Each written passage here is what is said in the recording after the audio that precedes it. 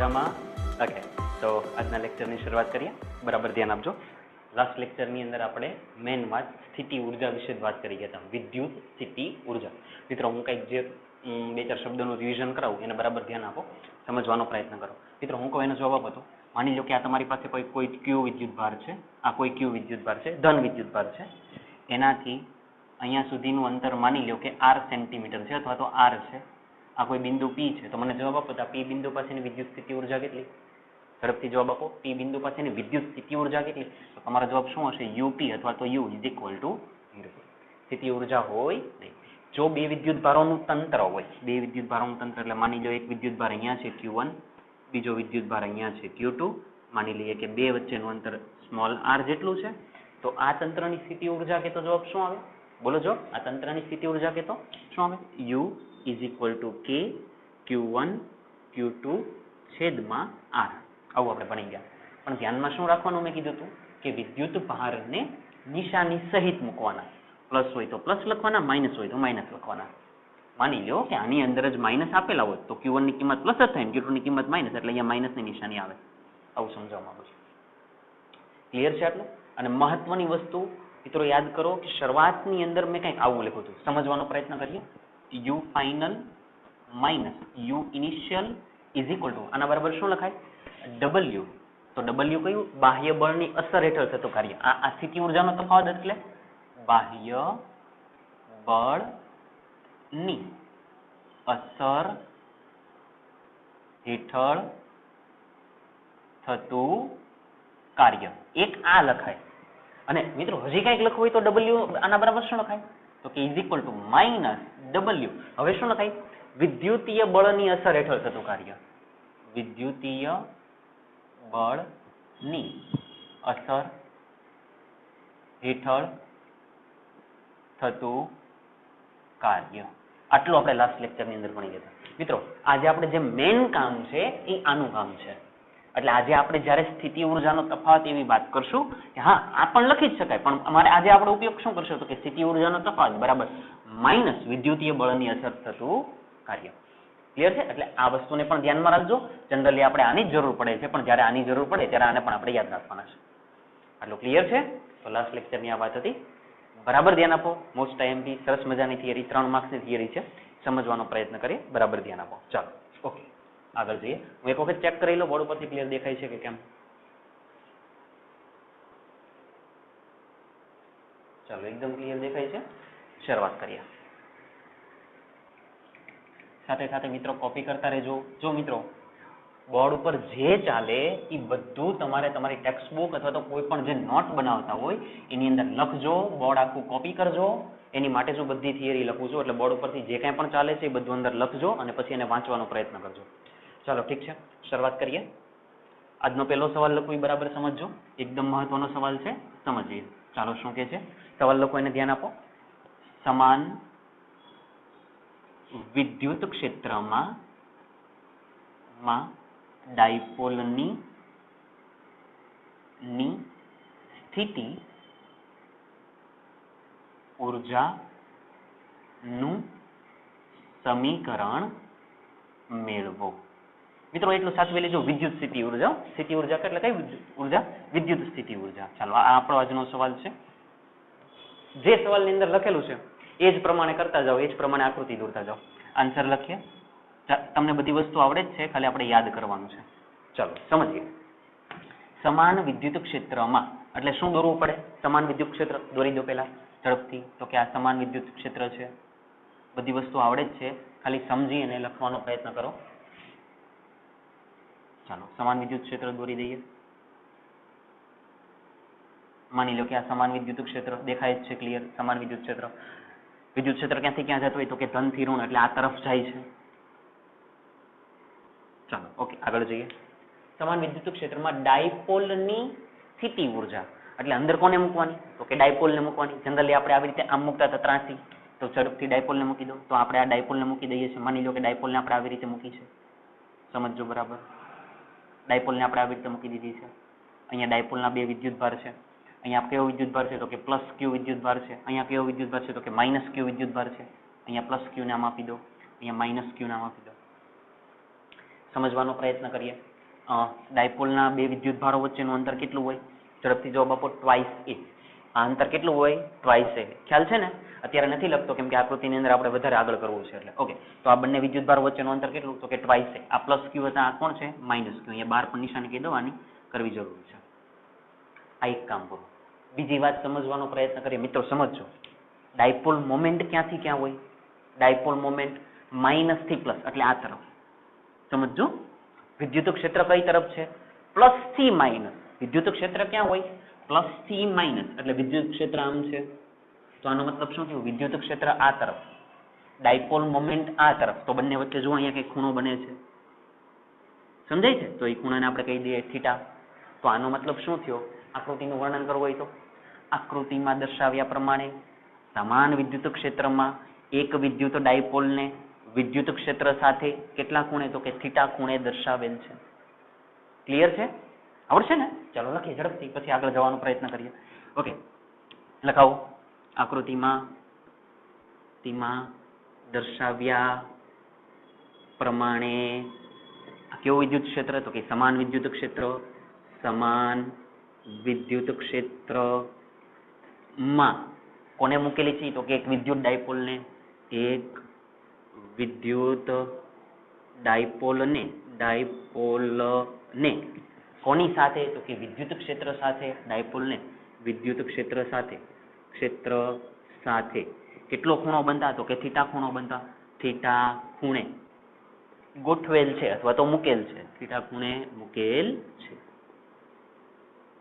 ચાલો, મુદ્દો ક્લિયર છે મિત્રો? કદાચ આ મુદ્દાની અંદર તમે આવું લખો તો પણ સાચું છે. સમજો કે આકૃતિમાં દર્શાવ્યા પ્રમાણે અહીં વિદ્યુત ક્ષેત્ર અને વિદ્યુત ડાયપોલ મોમેન્ટ વચ્ચેનો ખૂણો કેટલો છે? તો કે થીટા છે. વાક્ય રચના કોઈ પણ લખો પણ સમજીને જે દેખાય છે ને લખજો, ગોખવાનો પ્રયત્ન નહીં કરતો. ચાલો ઠીક છે, એક કામ પૂરું થઈ ગયું. હવે મિત્રો બરાબર ધ્યાન આપો. આ કિસ્સો તો તમને યાદ હોય તો આ તો આપણે ભણી ગયા છીએ ઓલરેડી. સમજવાનો પ્રયત્ન કરીએ. કયો વિદ્યુત ભાર? તો કે પ્લસ ક્યુ વિદ્યુત ભાર. બરાબર છે? વિદ્યુત ક્ષેત્ર ક્યાંથી ક્યાં જતું હોય? ધન થી ઋણ. તો મેં તમને એવું ભણાવ્યું હતું, યાદ કરો કે ધન વિદ્યુત ભાર ઉપર બળ કઈ દિશામાં લાગે? વિદ્યુત ક્ષેત્રની દિશામાં, એટલે આ તરફ. અને એમ સમજ ન પડે તો ધન થી ઋણ સમજી લો. માની લો કે આ વિદ્યુત ક્ષેત્ર ધન થી ઋણ જાય છે. ધન થી ઋણ જાય છે તો આ ધન, આ ઋણ, તો ઋણ એની તરફ એને ખેંચે. તો એનો મતલબ આની ઉપર બળ કઈ દિશામાં લાગે? તો કે આ દિશામાં લાગે. ખબર પડે છે? તો આ વિદ્યુત ભાર પર લાગતું બળ કેટલું લખાય? તો કે F ઇઝ ઇક્વલ ટુ, તમને યાદ જ છે, Q ઇન્ટુ E. આવું આપણે લખતા હતા. એ સમજાય છે મિત્રો? આ આપણે ભણી ગયા છીએ હે ને? સદિશ સ્વરૂપે લખી દઉં. ચાલો હવે મને જવાબ આપો. આ ઋણ વિદ્યુત ભાર ઉપર બળ કઈ દિશામાં લાગે? તો કે આ તરફ. કેમ કે પ્લસ થી માઇનસ એટલે પ્લસ માઇનસ એટલે આ તરફ. ચાલો ઈ બળને નામ આપી દો. તો કે F is equal to minus Q into E. Minus શું કામ લખા? કેમ કે ઓલરેડી માઇનસ Q વિદ્યુત ભાર છે. સદિશ સ્વરૂપે લખી દીધા. તો કે આ તરફ બળ લાગે. ચાલો મારા સવાલનો જવાબ આપો હવે. એક બળ આ તરફ લાગે તો કે QE જેટલું. એક બળ આ તરફ લાગે તો કે માઇનસ QE જેટલું. બંનેના મૂલ્ય સરખા છે. જો બંને કેવી દિશામાં છે? તો કે વિરુદ્ધ દિશામાં છે. એનો મતલબ કે ડાયપોલ ઉપર પરિણામી બળ લાગે નહીં. મેં તમને આવું કીધું, આવું ઉદાહરણ આપ્યું. આ બાજુથી મને 50 કિલો વાળા ખેંચે, આ બાજુથી 50 કિલો વાળા ખેંચે, બંને 50-50 હોય તો હું કશે જાઉં નહીં, હું અહીંયા જ ઉભો. તો એનો મતલબ શું થાય? મારી ઉપર લાગતું બળ કેટલું કહેવાય? શૂન્ય. તો એનો મતલબ કે અત્યારે ડાયપોલ પર લાગતું પરિણામી બળ કેટલું છે? શૂન્ય. લખીએ? આ જ લખવાનું છે, આ જ લખવાનું છે. તો ફરીથી લખીએ આગળ. ઉપરાંત આકૃતિ પરથી જોઈ શકાય છે કે સમજી શકાય છે કે ધન વિદ્યુત ભાર અને ઋણ વિદ્યુત ભાર પર લાગતા બળો સમાન મૂલ્યના અને કેવી દિશામાં? વિરુદ્ધ દિશામાં. સમાન દર્શાવ્યા સમજી શકાય છે કે અહીં વિદ્યુત ભારો પર લાગતા શું લખશું? તો કે બળો કેવા મૂલ્યના? સમાન મૂલ્યના. QE બળો સમાન મૂલ્યના અને વિરુદ્ધ દિશામાં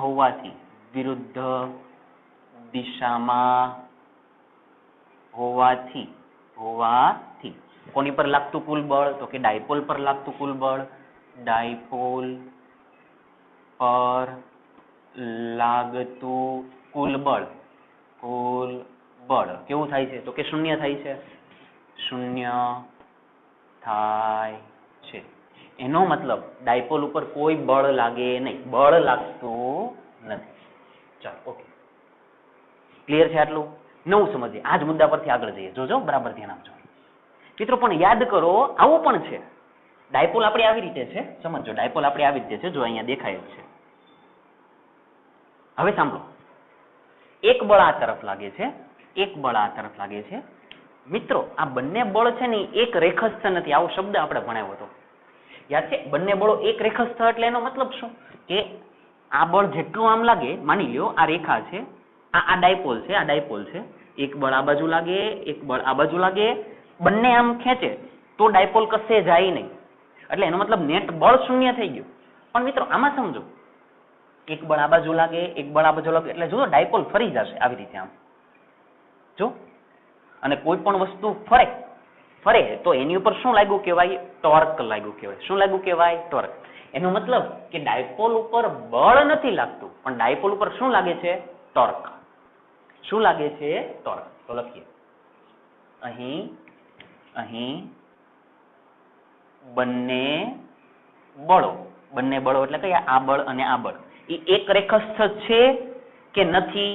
નથી. જો એક આ રેખા પર લાગે, એક આ રેખા પર લાગે, બંને અલગ અલગ રેખા છે. આ રેખા આમ જાય છે, આ રેખા આમ જાય છે, બંને અલગ અલગ છે, તો એક રેખસ્થ નથી.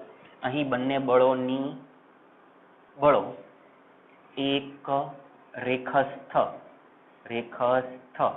ન હોવાથી કોની રચના થાય? જો ડાયપોલ આવી રીતે ફરી જશે આમ, કોની રચના થાય? તો કે ટોર્કની રચના થાય. ન હોવાથી ટોર્કની રચના થાય છે. અથવા તો તમે એવું લખી શકો કે ડાયપોલમાં શું ઉદ્ભવે છે? તો કે ટોર્ક ઉદ્ભવે છે. ચાલો, જો આ તો હતા જ નહીં તો એની તો કિંમત જ ન આવે. હવે આ ટોર્કની રચના થાય છે, એનો મતલબ કે ડાયપોલ પર ટોર્ક લાગે છે, તો ટોર્કનું સૂત્ર લગાવો, તમને આવડે છે. તેથી ટોર્ક શું લખાય? ટોર્ક ઇઝ ઇક્વલ ટુ, યાદ કરો, સદિશ P ક્રોસ સદિશ E. એ મિત્રો આવું તો આપણે ભણી ગયા પહેલા ચેપ્ટરમાં. ડાયપોલ પર લાગતું ટોર્ક, તો કે torque is equal two P cross E. યાદ છે ને? પાક્કું ને? ચાલો ઓકે, ક્રોસની નિશાની કાઢો. શું લખાય? તો કે torque is equal two P E sin theta. મિત્રો આ બધું યાદ હોવું જોઈએ. ક્લિયર છે? થીટા કોની વચ્ચેનો ખૂણો? તો કે P અને E વચ્ચેનો ખૂણો. આટલું ક્લિયર છે? કોની પર લાગતું ટોર્ક? તો કે ડાયપોલ પર લાગતું ટોર્ક. ક્લિયર છે? પાક્કું ને? ઓકે મિત્રો, હવે બરાબર ધ્યાન આપો. આ તો આપણે જનરલી જે ભણી ગયા હતા ને એનું ખાલી રિવિઝન કર્યું હોય ને એને જેવું છે. મેન આપણે કામ શું કરવાનું છે એને સમજો. આપણે લાવવાનું હતું સ્થિતિ ઉર્જાનું સમીકરણ. હવે મિત્રો સ્થિતિ ઉર્જાનું સમીકરણ લાવવા માટે હું આ કન્સેપ્ટનો ઉપયોગ કરવાનો છું. જોજો, આવું લખી શકાય, you final minus you initial is equal to minus વિદ્યુતીય બળ વડે થતું કાર્ય. બોલો, આવું લખી શકાય? પેલા સ્થિતિ ઉર્જા મારે આને શોધવા હોય તો આવું લખી શકાય? તો કે લખી શકાય. તો હવે મારે આને શોધવા છે તો તમારી પાસે આ હોવું જોઈએ કાર્ય. પણ હું કયું કાર્ય શોધવાનો છું? તો કે વિદ્યુતીય બળની અસર હેઠળ થતું કાર્ય. એટલે હું મિત્રો શું કરીશ ખબર? પેલા કાર્ય શોધી નાખીશ અને પછી એની આગળ માઇનસની નિશાની મૂકી દઈશ. તો એનો મતલબ શું થાય? કે વિદ્યુતીય બળ વડે થતું કાર્ય. સમજાય છે? એટલે આપણે કોની અસર હેઠળ થતું કાર્ય શોધવું? તો કે વિદ્યુતીય બળ વડે થતું કાર્ય.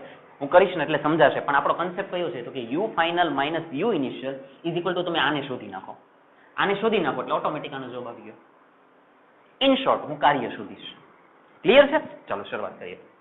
ઓકે, હવે એ કાર્ય કઈ રીતે મળે એને સમજો. કાર્ય કઈ રીતે મળે છે એને સમજો. જોજો, કાર્ય કઈ રીતે મળે છે, અથવા તો સ્થિતિ ઉર્જા કઈ રીતે મળે છે.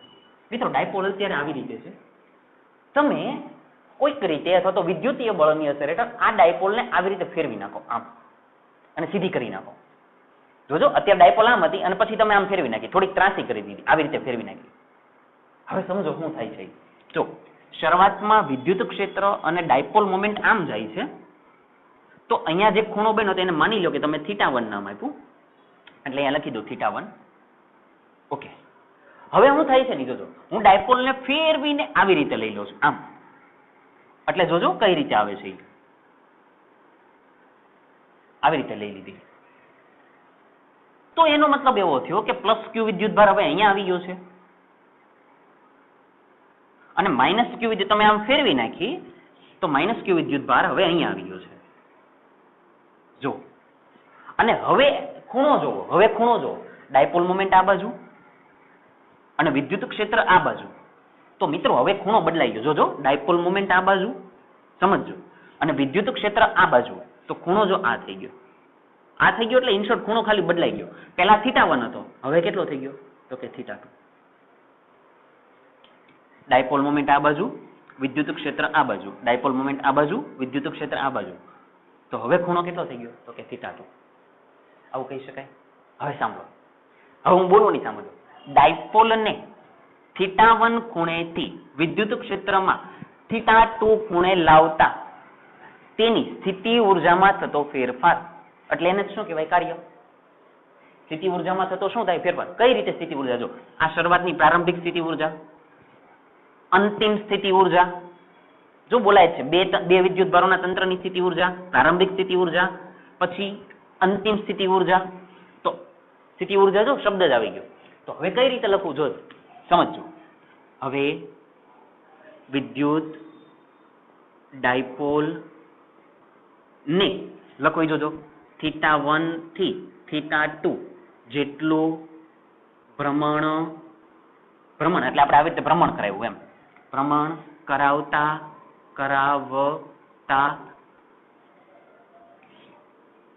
કરાવતા તેની સ્થિતિ ઊર્જામાં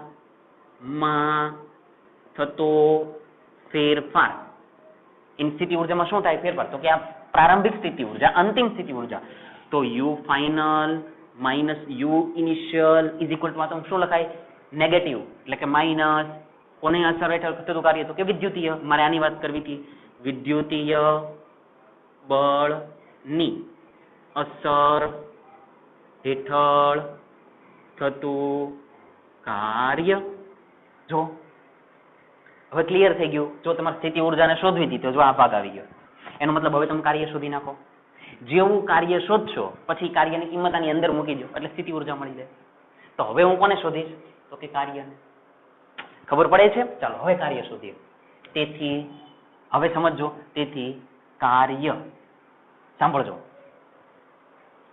W ઇઝ ઇક્વલ ટુ લખી જોજો W નું સૂત્ર શું હતું W is equal two FD કાર્ય બરાબર બળ ગુણ્યા સ્થાનાંતર અથવા તો આવી રીતે બોલાવું સૂત્ર છે પણ મિત્રો હવે સાંભળો તમે કાર્યને આવી રીતે ન લખી શકો અહીંયા તો તમને મનમાં એવું થાય કે હા સર ન લખાય કદાચ આવી રીતે લખાતું હશે અને અહીંયા તમે અહીંયા સૂક્ષ્મ સ્થાનાંતર એટલે dx કહેતા હોય કદાચ આવી રીતે લખાતું હોય સંકલનના સ્વરૂપમાં હવે એ સમજો આ પણ ન લાગે કેમ કે બળની કિંમત તો 0 છે અને બીજી વસ્તુ જ્યારે ડાયપોલ ભ્રમણ કરતી હોય આવી રીતે જો ભ્રમણ કરે આપણે આમ હતી પછી એને ફેરવી લીધી આવી રીતે તો ભ્રમણ કરે એટલે ટોર્કની વાત આવે અને ટોર્કની વાત આવે તો કાર્યનું સૂત્ર કયા સ્વરૂપે લખવું પડે તો કે ટોર્ક સ્વરૂપે ચાર્જ ગતિ ચેપ્ટર 11મા ધોરણની અંદર ભણી ગયા તેમાં આની પરથી સૂત્ર બનાવો તો કાર્યને અનુરૂપ રાશિ કઈ તો કે કાર્ય જ કહેવાય ઓકે હવે ઇઝ ઇક્વલ ટુ માઇનસ બળને અનુરૂપ રાશિ તો કે ટોર્ક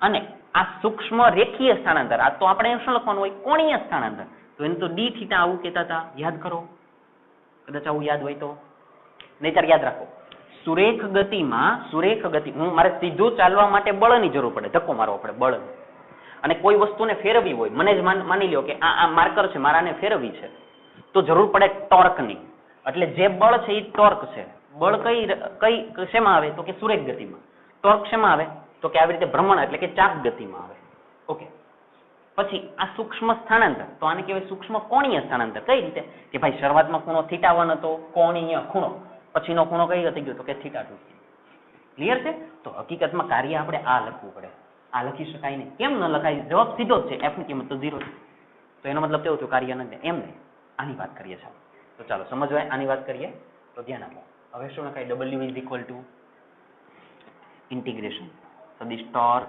ડી થીટા બોલો આટલું ક્લિયર છે ક્લિયર ચાલો હવે બરાબર ધ્યાન આપજો સમજીએ W is equal to integration ટોર્કની ડોટની નિશાની કાઢો એટલે ટોર્ક ડી થીટા ડોટ નિશાન એટલે cos થીટા. ખબર પડે છે? હવે સાંભળો, હવે બરાબર ધ્યાન આપજો. cos થીટા, થીટા એટલે કોની કોની વચ્ચેનો? તો કે ટોર્ક અને ડી થીટા વચ્ચેનો, એટલે ખૂણા વચ્ચેનો. બરાબર છે? હવે સાંભળો મિત્રો, સમજજો. ટોર્ક કઈ રીતે લાગશે જોજો. તમારી ડાયપોલ કઈ રીતે ફરે છે? આવી રીતે જો. આમ ફરે છે તો એનો મતલબ આ બાજુ.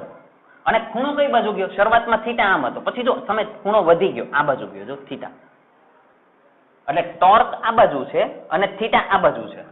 એટલે બંને વચ્ચેનો ખૂણો એક નીચે છે, એક આમ, અને બીજું એની વિરુદ્ધ દિશામાં છે. એક આ તરફ છે અને બીજું આ તરફ છે.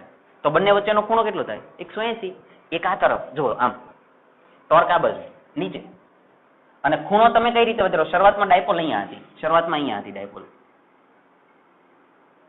પછી તમે ડાયપોલને ફેરવી એટલે હતા એને આમ લીધા, એટલે વિરુદ્ધ દિશામાં લીધા. તો એનો મતલબ ટોર્ક અને ડી થીટા કેવી દિશામાં છે? તો કે વિરુદ્ધ દિશામાં છે. વિરુદ્ધ દિશામાં હોય તો એનો મતલબ ખૂણો કેટલાનો? 180. એટલે થીટાની કિંમત કેટલી? 180.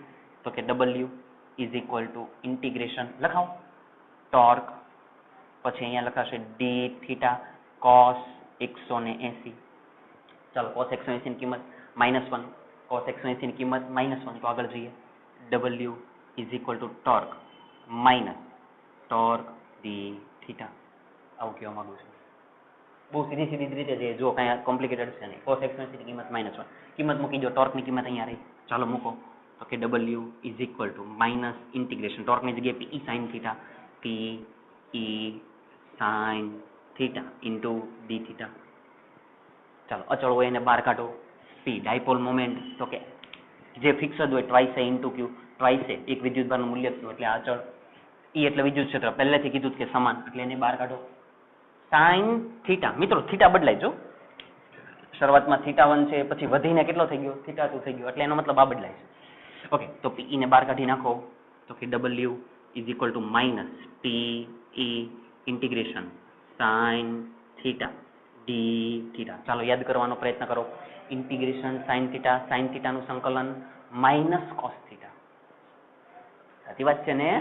યાદ કરો, આવું હોય સાઇન થીટા, એનું વિકલન કરો તો સાઇન થીટાનું વિકલન કોસ થીટા, પણ સાઇન થીટાનું સંકલન કરો તો માઇનસ કોસ થીટા. મિત્રો આ તમે લખી નાખજો, તમારી માટે કામનું છે, હે ને? લખી નાખજો, હું પૂછી નાખું છું. સાઇન થીટાનું વિકલન શું થાય? Cos theta. સાઇન થીટાનું સંકલન શું થાય? Minus cos theta. તો સાઇન થીટાની જગ્યાએ અહીંયા શું આવશે? Minus cos theta. પણ મિત્રો સમજવાનો પ્રયત્ન કરીએ, સાંભળો. થીટા લિમિટ લખવી પડે. કેમ? શરૂઆતમાં ખૂણો કેટલાનો હતો? તો કે θ1 નો. વધીને ખૂણો કેટલાનો થઈ ગયો? તો કે θ2 નો. તો અહીંયા લિમિટ લખવી તો શું લખાય? θ1 થી θ2. આવું સમજાવવા માંગુ છું. સમજાય છે? ચાલો હવે લિમિટ છોડી નાખીએ અને સંકલન પણ કાઢી નાખીએ. તો W is equal to minus PE. ચાલો સાઇન થીટાનું સંકલન minus cos theta minus cos theta. Limit ક્યાંથી ક્યાં? તો કે θ1 થી θ2, θ1 થી θ2. ચાલો લિમિટ છોડીએ. લિમિટ છોડીએનો મતલબ કે આને અહીંયા લેવાના, આને અહીંયા લેવાના. મિત્રો હંમેશા સંકલન લિમિટ છોડી નાખો પછી અંદર જે નિશાની હોય એને ક્યાં લઈ લેવાય? બહાર. એટલે આપણે યાર મગજમારી ન થાય. આ માઇનસ ને બહાર લઈ લો તો માઇનસ માઇનસ પ્લસ, તો પદ શું બને? W is equal two PE. હજી હું લિમિટ નથી છોડતો કેમ કે તમને વધારે સમજ પડે એટલે. કોસ થીટા ક્યાંથી ક્યાં? તો કે θ1 થી θ2. હવે લિમિટ છોડી નાખો. પેલા ઉપરની લિમિટ અહીંયા મૂકો, માઇનસ નીચેની લિમિટ અહીંયા મૂકો, એટલે શું લખાય? W ઇઝ ઇક્વલ ટુ લખાવો PE કાઉન્સની અંદર શું લખાય? Cos θ2 minus cos θ1. આવું લખાય. પહેલી લિમિટ મૂકો એટલે θ2, પછી માઇનસ ની બીજી લિમિટ મૂકો એટલે મિત્રો કાર્ય મળી ગયું. અને કાર્ય તમારે ખાલી અહીંયા જ મૂકવાનું છે એટલે સ્થિતિ ઉર્જા મળી જાય. સમજાય છે? આને આપી દો સમીકરણ નંબર 1. ચાલો કોની કિંમત ક્યાં મૂકતા? કાર્યની કિંમત એટલે આને આપી દો સમીકરણ નંબર 2. કોની કિંમત ક્યાં મૂકું? તો કે 2 ની કિંમત સમીકરણ 1 માં. ક્લિયર છે? મિત્રો બોર્ડ પરથી કોપી કરી નાખો. હું આટલો ભાગ સાફ કરી નાખવાનો છું, આટલો ભાગ. ચાલો ઝડપથી કોપી કરી નાખો, હું એક વાર ચેક કરી લઉં.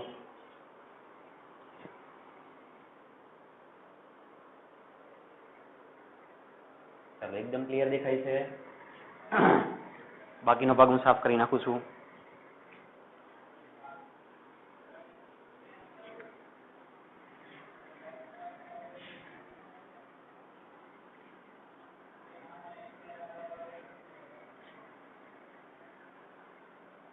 ચાલો ધ્યાન આપજો, હવે સમજીએ.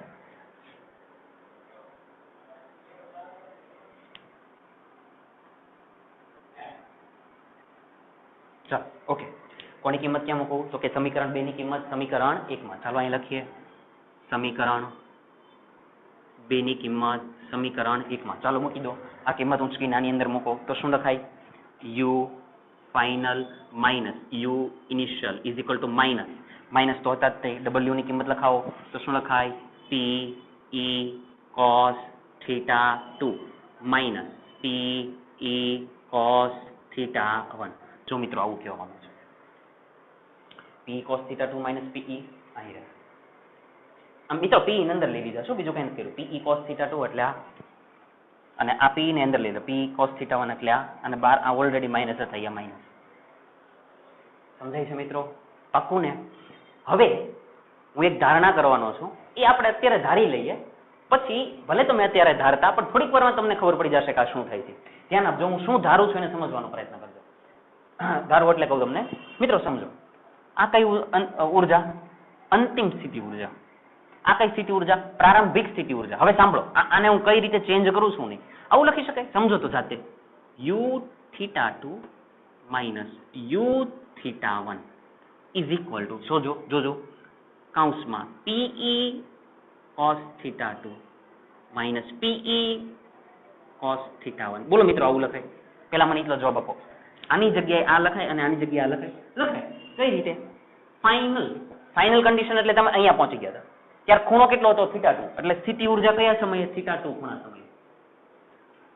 ઇનિશિયલ એટલે શરૂઆતમાં તમારી ડાયપોલ આમ હતી, એટલે શરૂઆતમાં સ્થિતિ ઉર્જા જ્યારે હતી ત્યારે ખૂણો કેટલો હતો? થીટા 1. એટલે મેં એનો રૂપ લખ્યા, એટલે આ પદ એવું. હવે મારી ધારણા સાંભળો. ધારો કે મેં માની લીધું, ધારો કે થીટા 1 બરાબર 90 ડિગ્રી લેતા, થીટા 1 ની કિંમત મેં કેટલી લઈ લીધી? 90. મેં ધારી લીધું, પછી સમજો આપણે આગળ જોશું. થીટા 1 બરાબર 90 ડિગ્રી, અને હજી એક ધારું છું, અને લખું જોજો યુ થીટા 1 બરાબર 0. સર આ 0 કેવી રીતે થઈ ગયા? યુ થીટા 1 0 કેવી રીતે થઈ ગયા? પહેલા તમે એમ કીધું થીટા 1 બરાબર 90 લઈ લ્યો, અને પછી પાછું એવું કહેશો કે યુ થીટા 1 બરાબર 0 લઈ લો. અત્યારે લઈ લ્યો, થોડીક જ વારમાં તમને ખબર પડી જશે આ બધું સાચું છે. ઓકે, આ જે કિંમત છે ને એને ઊંચકીને આની અંદર મૂકી દો. આ કિંમતને ઊંચકીને આની અંદર મૂકી દો. ચાલો મૂકો. યુ થીટા 2 એમ નામ, યુ થીટા 2 માઇનસ ચાલો મિત્રો યુ થીટા 1 એની કિંમત કેટલી? 0. એટલે આ 0 ઇઝ ઇક્વલ, ચાલો આને સમજીએ, માઇનસ કૌંસની અંદર પીઈ કોસ થીટા 2 લખી દો. PE cos theta 2. Okay, PE cos theta 1 ની કિંમત એટલે આ કોસ 0 ની કિંમત કેટલી થાય? જલ્દી, કોસ 0 ની કિંમત કેટલી? 1. સમજ પડે છે?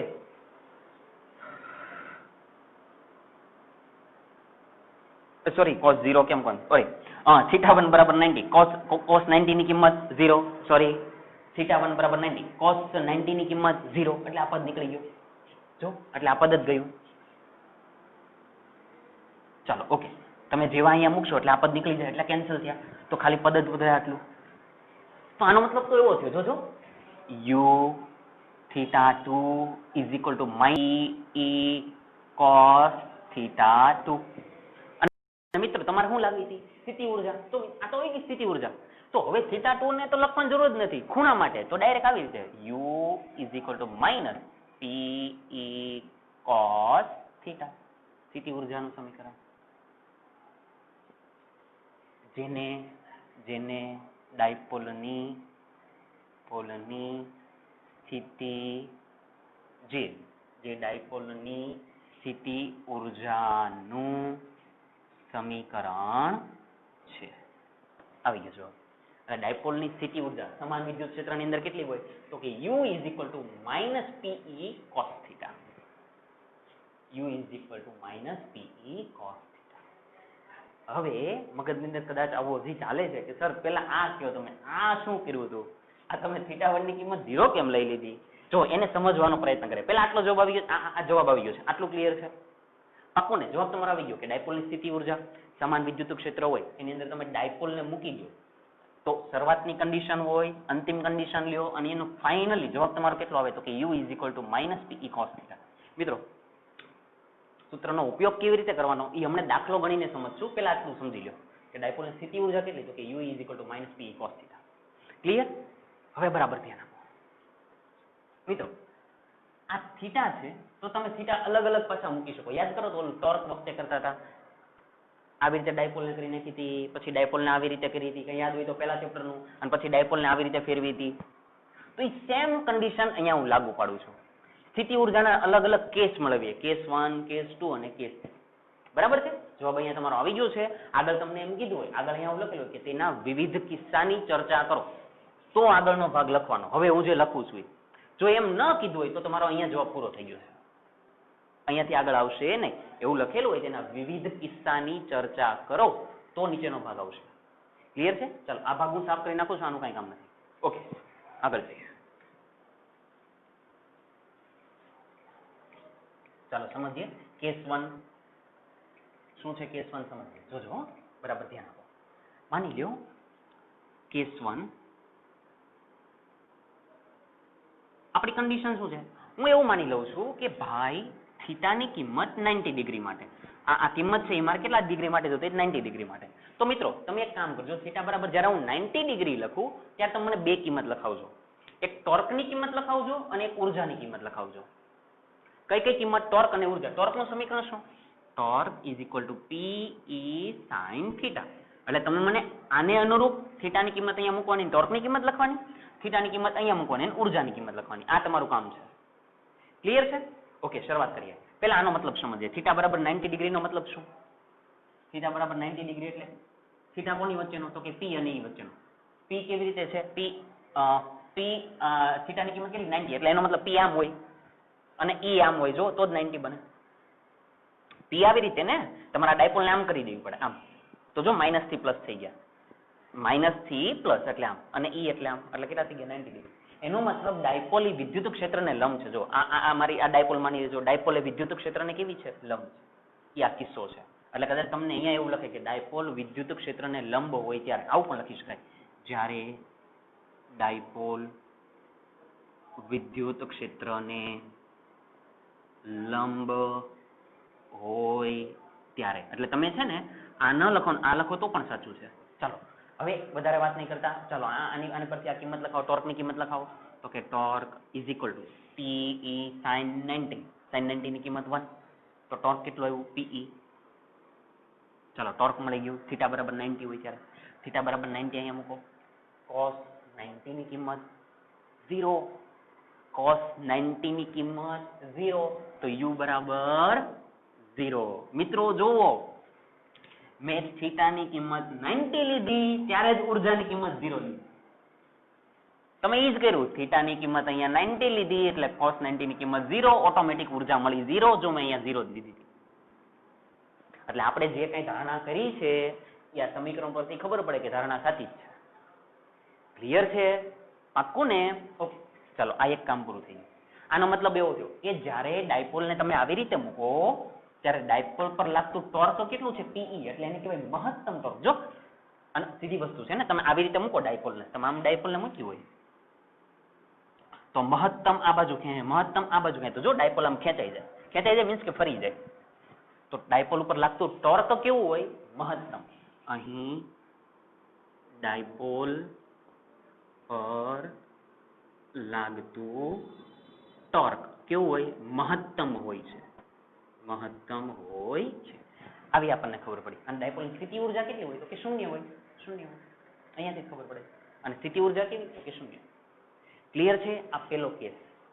હવે કેસ 2 બહુ બધા મહત્વના છે, જોજો. Case number 2. કેસ 2 ચાલો સમજીએ.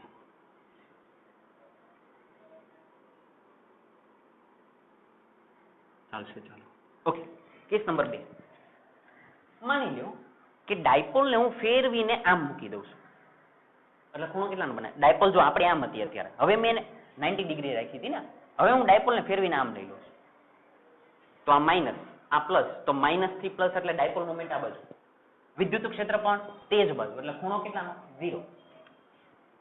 થીટા બરાબર 0.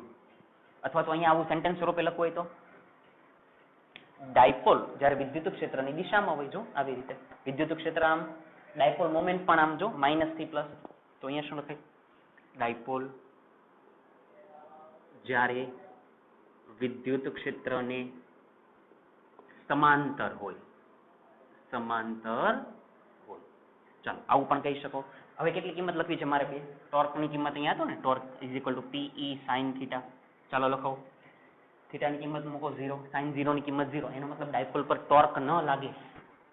Torque is equal two 0. જો sin 0 0 એટલે એનો મતલબ કે ડાયપોલને તમે આવી રીતે મૂકી દીધી, પ્લસ માઇનસ, ડાયપોલ જેવી આમ થઈ જાય, પછી એની ઉપર ટોર્ક નહીં લાગે. કેમ? કેમ કે જો બળ આ બાજુ થઈ જાય તો બળથી ઈ આમ ખાલી ખેંચે જ, તે ફેરવી શકે નહીં. જો બંને વિરુદ્ધ દિશામાં થઈ ગયા, એક રેખા પર થઈ ગયા, તો હવે ડાયપોલ ફરી શકે નહીં, ફરે નહીં, એટલે ટોર્ક ન લાગે.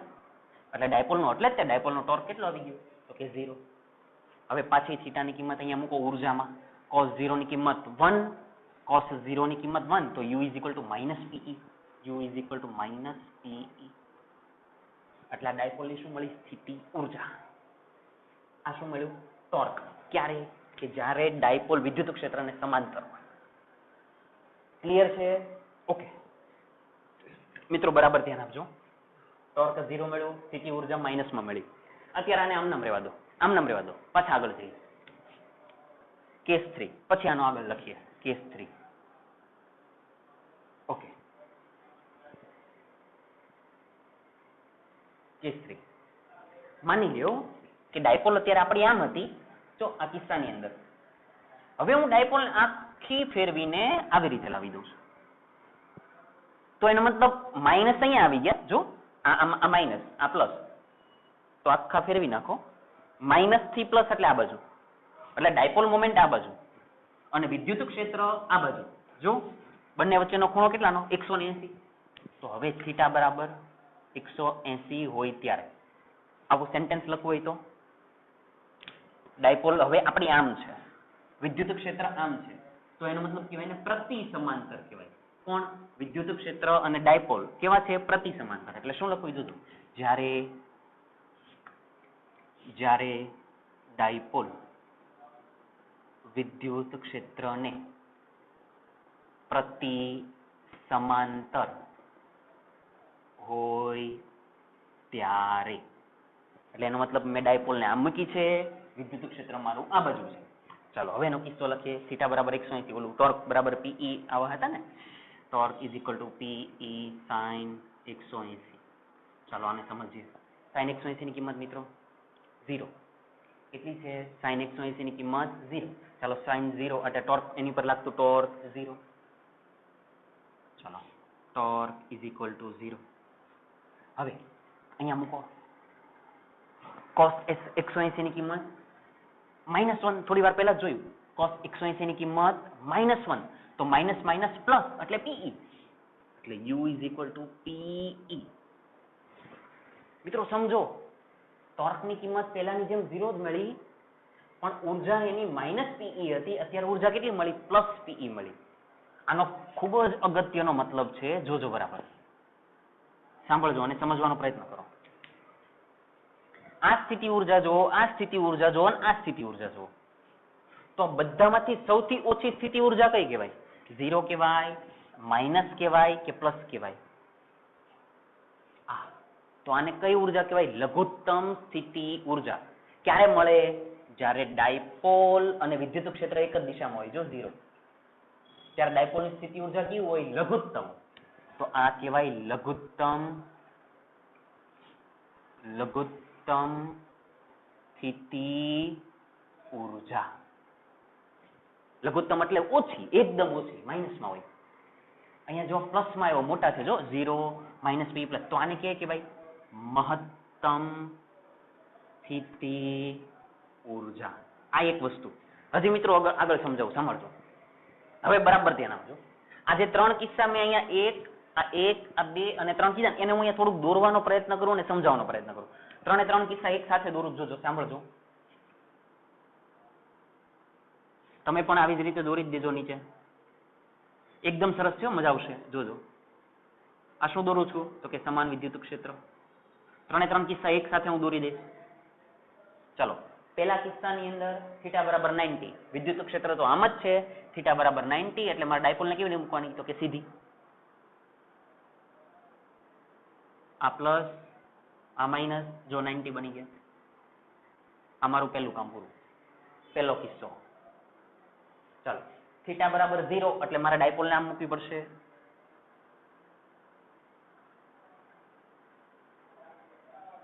મેં ડાયપોલને ફેરવી નાખી. પ્લસ માઇનસ, જો ડાયપોલ મોમેન્ટ આ બાજુ, વિદ્યુત ક્ષેત્ર આ બાજુ, એટલે ખૂણો 0. Case number 2. કેસ નંબર 3, ડાયપોલને આખી આમ ફેરવી નાખું તો એનો મતલબ આવી રીતે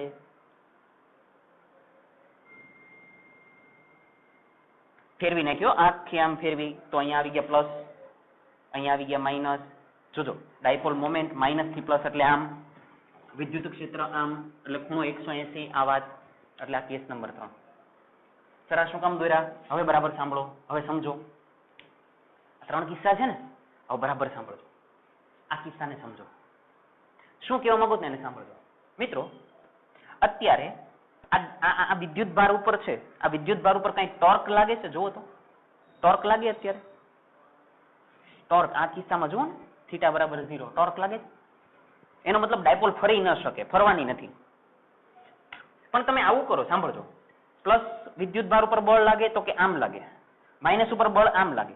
તો તમે કંઈક એવું કર્યું અને થોડીક આમથી ડાયપોલને આમ ફેરવી નાખી.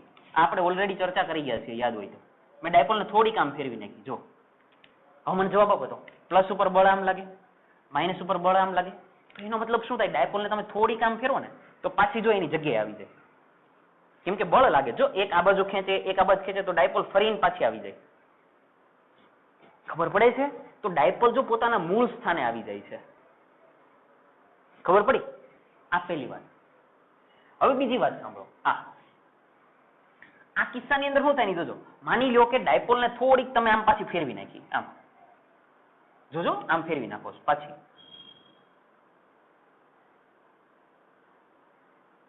તો માઇનસ અહીંયા આવી ગયા અને પ્લસ અહીંયા આવી ગયા. હવે સાંભળો, માઇનસ વિદ્યુત ભાર ઉપર બળ કઈ દિશામાં લાગે? વિદ્યુત ક્ષેત્રની વિરુદ્ધમાં. આમ સમજો ને, પ્લસ થી માઇનસ એટલે પ્લસ, આ માઇનસ એટલે આ તરફ લાગે બળ, આ તરફ. આની ઉપર બળ આ તરફ લાગ્યું, આની ઉપર બળ આ તરફ લાગ્યું. તો એનો મતલબ એવો થયો, ડાયપોલને તમે થોડીક ફેરવો ને તો એ આખી ફરી જશે આમ. આમ હતી આવી રીતે. તમે ડાયપોલને થોડીક ફેરવી તો હવે એક બળ આ બાજુ થઈ ગયું, એક બળ તો ડાયપોલ જો આખી ફરી જશે આવી રીતે. સમજાય છે? આની અંદર શું થયું કે ડાયપોલ આમ હતી, તમે થોડીક ફેરવી તો જો એક બળ આ બાજુ, એક બળ આ બાજુ, એટલે પાછી હતી ત્યાં ત્યાં આવી જશે. તો મિત્રો આ જે સ્થિતિ છે, એટલે કે આ સ્થિતિ જે છે એને કહેવાય મહત્તમ સ્થાયી અવસ્થા. અથવા તો મહત્તમ લખવાની જરૂર નથી, એને કહેવાય સ્થાયી અવસ્થા. સ્થાયી શું કામ? કેમ કે ડાયપોલ જ્યાં હતી ત્યાં ને ત્યાં પાછી આવી જશે. જો પેલા આમ હતી, તમે ફેરવી તો પાછી આવી ગઈ, તો એને સ્થાયી અવસ્થા કહેવાય. આમાં સમજો, ડાયપોલ આમ હતી, તમે આવી રીતે આમ ફેરવી તો હવે પાછી નથી આવતી પણ ફરી જાય છે. જો આમ ફરી જાય આમ, તો આને કહેવાય, આ કહેવાય સ્થાયી અવસ્થા. અને આ 180 ના ખૂણાવાળી છે તો આને કહેવાય અસ્થાયી અવસ્થા. અસ્થાયી અવસ્થા, અવસ્થા કહો, અથવા તો આને કહેવાય સ્થાયી સંતુલન, આને કહેવાય અસ્થાયી સંતુલન. આમાંથી MCQ પૂછાય છે. આને કયું સંતુલન કહેવાય? સ્થાયી સંતુલન. ડાયપોલ આમ છે, તમે એને ફેરવો તો પાછી આવી જાય છે, એટલે સ્થાયી સંતુલન. પાછી જ્યાં હતી જેમ હતી એમ આવી ગઈ. આમ હતી, થોડીક ફેરવી, હવે એ પાછી નથી આવતી પણ જો આખી ફરી જાય, તો આને કહેવાય અસ્થાયી સંતુલન. કેવું કહેવાય? અસ્થાયી સંતુલન. અહીંયા એનો મતલબ એવો થયો કે જ્યારે ડાયપોલ અને વિદ્યુત ક્ષેત્ર એક દિશામાં, ત્યારે સ્થાયી સંતુલન, સ્થાયી અવસ્થા. ડાયપોલ અને વિદ્યુત ક્ષેત્ર વિરુદ્ધ દિશામાં, ત્યારે કેવું કહેવાય? અસ્થાયી અવસ્થા અથવા તો અસ્થાયી સંતુલન. ક્લિયર છે? પાક્કું? તો મિત્રો આ થયો ડાયપોલનો આખો ભાગ પૂરો. આ બધો ભાગ અહીંયાથી જેટલો ચાલુ થયો, કેસ 1, કેસ 2, કેસ 3, આ બધા MCQ છે. ક્લિયર છે? એટલે આને વારંવાર જોજો, એક બે વખત સમજવાનો પ્રયત્ન કરો. જેવો તમે થીટા કહો એટલે તમારે થીટા જોવાના કે થીટા 90 બનાવવો હોય તો ડાયપોલ મોમેન્ટ આમ જતી હશે, વિદ્યુત ક્ષેત્ર આમ જતું હશે, એટલે 90 ડિગ્રીનો ખૂણો બન્યો અને પછી તમે આની ગણતરી કરી. ઠીક છે? યાદ નહીં રાખતા, અને યાદ શું રાખવાનું, ખાલી સમીકરણ યાદ રાખવાનું કે ઉર્જાનું સમીકરણ u - P cos θ, ટોર્કનું સમીકરણ ટોર્ક Pe sin θ. ઉર્જાના સમીકરણમાં માઇનસ છે એને ધ્યાનમાં રાખજો, ટોર્કના સમીકરણમાં માઇનસ આવશે. ક્લિયર છે? બોર્ડ પરથી ઝડપથી કોપી કરી નાખો. દાખલા ગણીએ.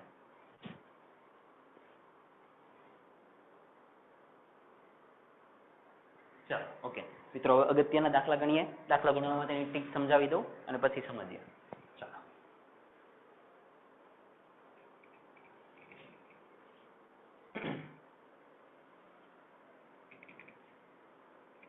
દાખલા ગણવા માટે મિત્રો સૂત્ર આ કઈ રીતે ઉપયોગ લેવાનો, u - Pe cos θ એ સમજાવું અને પછી આપણે ઉદાહરણનો દાખલો કરીએ. બે દાખલા કરવા છે, બંને અગત્યના દાખલા છે, બરાબર ધ્યાન આપજો. શરૂઆત કરીએ.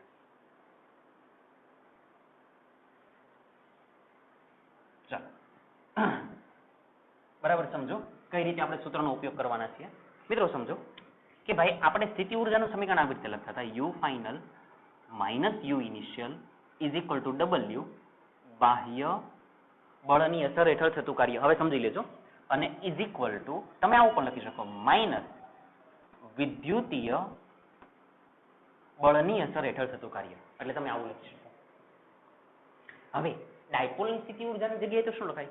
-Pe cos θ. આની જગ્યાએ ડાયપોલની સ્થિતિ ઉર્જાની જગ્યાએ આને તમે u કહી દીધા હતા, આને ડેલ્ટા u કહી દો. ચાલો તફાવત છે એટલે ડેલ્ટા u કીધા. તો આ તો પાછા બેઠા જ છે. W બાહ્ય = -W વિદ્યુતીય. હવે ડાયપોલની સ્થિતિ ઉર્જાને તો શું કહેવાય? તફાવત કરો તો આનો તફાવત એટલે u final - u initial. એટલે આ જે ઉર્જા છે તો આને આવું લખાય. જોજો, u θ2 ફાઇનલ તમે આમ ફેરવી નાખી હતી. ઇનિશિયલ એટલે આની ઉપરથી સમજો, u ફાઇનલ એટલે ઇનિશિયલ એટલે u θ1. તો આને તો W બાહ્ય બળ = -W વિદ્યુતીય બળ. ફાઇનલ એટલે θ2 પછીનો બીજો ખૂણો લેવાનો, પછી અંતમાં જે બનતો હોય. θ1 એટલે પહેલા જે ખૂણો બનતો હોય. અને પછી તો શું કરવાનું? આની જગ્યાએ સૂત્ર શું મુકાય? u એટલે -Pe cos θ2. તો અહીંયા લખવાનું θ2. પછી આ માઇનસ તો છે જ તે. પાછું આની કિંમત સ્થિતિ ઉર્જાનું સમીકરણ તો કે -Pe cos θ1. જો, અને આ બરાબર W બાહ્ય તો છે જ તે. અને આ બાજુ કયું છે? W વિદ્યુતીય. પણ વિદ્યુતીયની આગળ શું હોય? માઇનસ. જોવા માઇનસ માઇનસ કેવા થઈ જાય? પ્લસ. આવી રીતે આપણે ગણતરી કરશું. ઇન શોર્ટ હું સમજાવવા માંગુ છું, અંતનો ખૂણો માઇનસ પ્રારંભિક ખૂણાને અનુરૂપ સ્થિતિ ઉર્જાનો તફાવત, એટલે આને અનુરૂપ આ સમીકરણ, આને અનુરૂપ આ સમીકરણ. બાહ્ય બળની અસર હેઠળ લખો તો પ્લસ લખવાના, વિદ્યુતીય બળની અસર હેઠળ લખો તો માઇનસ લખવાના.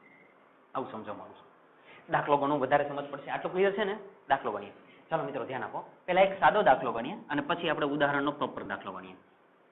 માની લો એક સમાન વિદ્યુત ક્ષેત્ર આપેલું. સમજો આ સૂત્રનો ઉપયોગ કઈ રીતે કરીએ છીએ. એક સમાન વિદ્યુત ક્ષેત્ર આપેલું છે. મને જવાબ આપજો આનો. ચાલો, એની અંદર મેં ડાયપોલને કેવી રીતે મૂકી છે જોજો.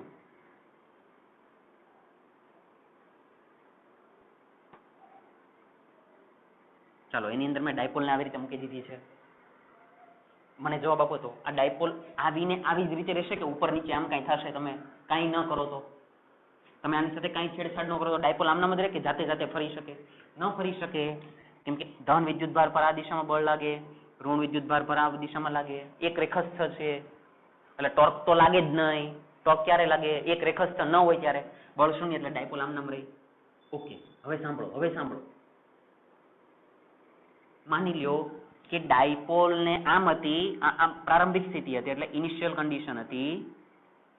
હવે તમે બાહ્ય બળની અસર હેઠળ આને ફેરવી નાખ્યા અને થોડા સમય પછી તમે એને આવી રીતે લઈ આવ્યા. આ ફાઇનલ કન્ડિશન થઈ ગઈ. તો તમને એમ પૂછે કે ડાયપોલ આ સ્થિતિમાંથી આ સ્થિતિમાં આવી ત્યારે ડાયપોલની સ્થિતિ ઉર્જા કેટલી હોય? શું કે ડાયપોલ પહેલી સ્થિતિમાંથી બીજી સ્થિતિની અંદર તમે લાવો તો એ દરમિયાન ડાયપોલની સ્થિતિ ઉર્જા કેટલી? તો કઈ રીતે કરાય? સરળ રીતે છે. જોજો શું લખવાનું તો કે u θ2 - u θ1 is equal two બાહ્ય બળની અસર હેઠળ એવું લખેલું હોય, બાહ્ય બળની અસર હેઠળ, તો અહીંયા શું લખેલું? ડબલ્યુ બાહ્ય શું શોધવી હતી? સ્થિતિ ઉર્જા. આને શોધવી છે. તો જો આને પણ સમજતા જઈએ, કરીએ જોજો. θ2 - θ1 ક્લિયર છે? ચાલો કરીએ.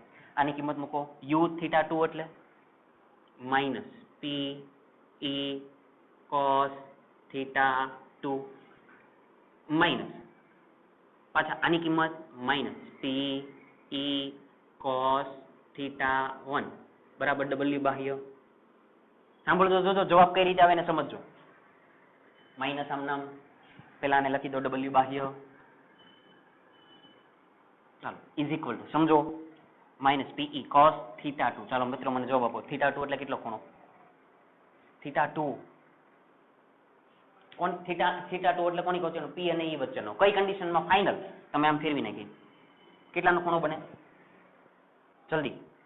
ડાયપોલ મોમેન્ટ આ બાજુ, વિદ્યુત ક્ષેત્ર આ બાજુ, એટલે ખૂણો બન્યો 180. એટલે θ2 ની કિંમત 180 એટલે માઇનસ પી ઈ cos 180. જો હું આવું સમજાવવા માંગતો. હવે માઇનસ માઇનસ પ્લસ પી ઈ θ1 પ્રારંભમાં કેટલો ખૂણો હતો? પ્રારંભમાં તો ડાયપોલ આમ હતી માઇનસ થી પ્લસ, તો ડાયપોલ મોમેન્ટ આ બાજુ, વિદ્યુત ક્ષેત્ર આ બાજુ, એટલે ખૂણો કેટલાનો? 0. PE cos 0. આવું સમજાવવા માંગુ છું. ડબલ્યુ બાહ્ય બળની અસર છે તો માઇનસ પીઈ cos 180 ની કિંમત -1, આ કિંમત યાદ રહેવી જોઈએ, પ્લસ પીઈ cos 0 ની કિંમત તો કે 1, માઇનસ માઇનસ પ્લસ એટલે કે PE plus PE is equal two કેટલા આવ્યા? 2 આંતર શું કહેવાય? ડબલ્યુ બાહ્ય. અને મિત્રો તમને ખબર છે ડબલ્યુ બાહ્યની જગ્યાએ તો શું લખાય? સ્થિતિ ઉર્જા 2 જવાબ આવી ગયો. જો સ્થિતિ ઉર્જા, આ દાખલા માટે તમને સ્થિતિ ઉર્જા શોધી, જો જવાબ આવી ગયો. એટલે હકીકતમાં તમે સ્થિતિ ઉર્જાના છે ને ખાલી સમીકરણ અહીંયા મૂકશો અને એની પરથી જે કાર્ય મળશે એ કાર્યને તો પાછું શું કહેવાય? સ્થિતિ ઉર્જાનો તફાવત. આપણને ખબર છે, અહીંયા જ લખો ને ડેલ્ટા યુ, અહીંયા રહ્યું, એને તો બાહ્ય કહેવાય. તો એ બાહ્ય બળની અસર હેઠળ કાર્ય શોધ નાખ્યું, કાર્યને શું કહેવાય? સ્થિતિ ઉર્જા. સમજાય છે? એટલે દર વખતે આપણે આ જ મેથડ ખાલી ફોલો કરવાની છે, બીજું કંઈ છે. ક્લિયર છે? પાક્કું ને? હવે ઉદાહરણનો પ્રોપર દાખલો ગણીએ અને બરાબર સમજીએ.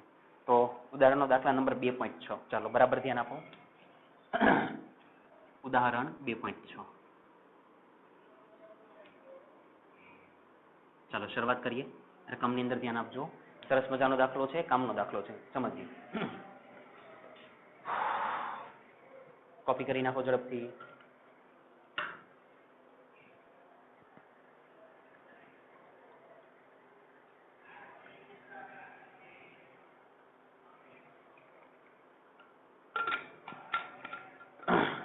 ચાલો ધ્યાન આપજો.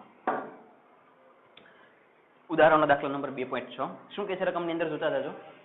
એક દ્રવ્યના અણુને 10⁻29 કુલમ્બ ઇન્ટુ મીટર જેટલી કાયમી વિદ્યુત ડાયપોલ ચાક માત્રા છે. કોઈ આખું દ્રવ્ય છે, દ્રવ્યનો કોઈ એક અણુ છે, એની વિદ્યુત ડાયપોલ મોમેન્ટ આપેલી છે. વિદ્યુત ડાયપોલ મોમેન્ટ એટલે પી 10⁻29 કુલમ્બ ઇન્ટુ મીટર. મિત્રો સાંભળજો, આ કોઈ દ્રવ્ય છે, કેવું છે, શું છે, મને કાંઈ નથી ખબર, ખાલી એમનો દ્રવ્ય છે. એનો કોઈ એક અણુ, એટલે માની લો કોઈ આ એક અણુ છે, એની એને ડાયપોલ મોમેન્ટ આપેલી છે. ડાયપોલ મોમેન્ટ એટલે પી આપેલા છે, અને એ ડાયપોલ મોમેન્ટની કિંમત આપેલી છે 10⁻29 કુલમ્બ ઇન્ટુ મીટર. સેન્ટીમીટર કરતા નહીં, કુલમ્બ ઇન્ટુ મીટર. આખું દ્રવ્ય છે અને એની ડાયપોલ મોમેન્ટ. ઓકે, આગળ જઈએ. હવે સાંભળજો. જેટલી કાયમી વિદ્યુત ડાયપોલ ચાક માત્રા છે, ચાક માત્રા એટલે મોમેન્ટ. ઓકે, આ દ્રવ્યના 1 મોલ જથ્થાને, આ દ્રવ્ય આખું છે એનો 1 મોલ જથ્થો લઈ લો. આ દ્રવ્ય જે હોય ને એમાંથી 1 મોલ જથ્થો લઈ લો. 1 મોલ જથ્થો, આની અંદરથી 1 મોલ કાઢી નાખો. 1 મોલ જથ્થાને શું કે છે? 10⁶ વોલ્ટ પર મીટર ના પ્રબળ વિદ્યુત ક્ષેત્ર લગાડીને ધ્રુવીભૂત કરેલ છે. દ્રવ્યનો 1 મોલ જથ્થો જે છે એને શું લગાડ્યું? પ્રબળ વિદ્યુત ક્ષેત્ર.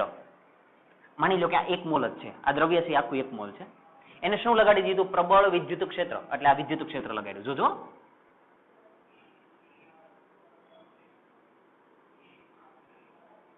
વિદ્યુત ક્ષેત્ર લગાડી દીધું.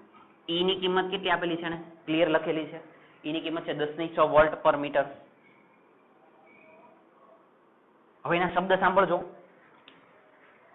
પ્રબળ વિદ્યુત ક્ષેત્ર લગાડીને નીચા તાપમાને ધ્રુવીભૂત કરેલ છે. મિત્રો સાંભળો, હકીકતમાં ધ્રુવીભવનનો કન્સેપ્ટ છે ને એ આની પછીનો ટોપિક છે. ધ્રુવીભવન શું છે હું થોડુંક સમજાવવાનો પ્રયત્ન કરું, ઝડપથી અહીંયા ધ્યાન આપજો કે ડાયપોલ મોમેન્ટ, આની જે ડાયપોલ મોમેન્ટ હોય એ બધી માની લો કે વિદ્યુત ક્ષેત્રની દિશામાં ગોઠવાઈ ગઈ, આમ બધી આમ જ ગોઠવાઈ ગઈ.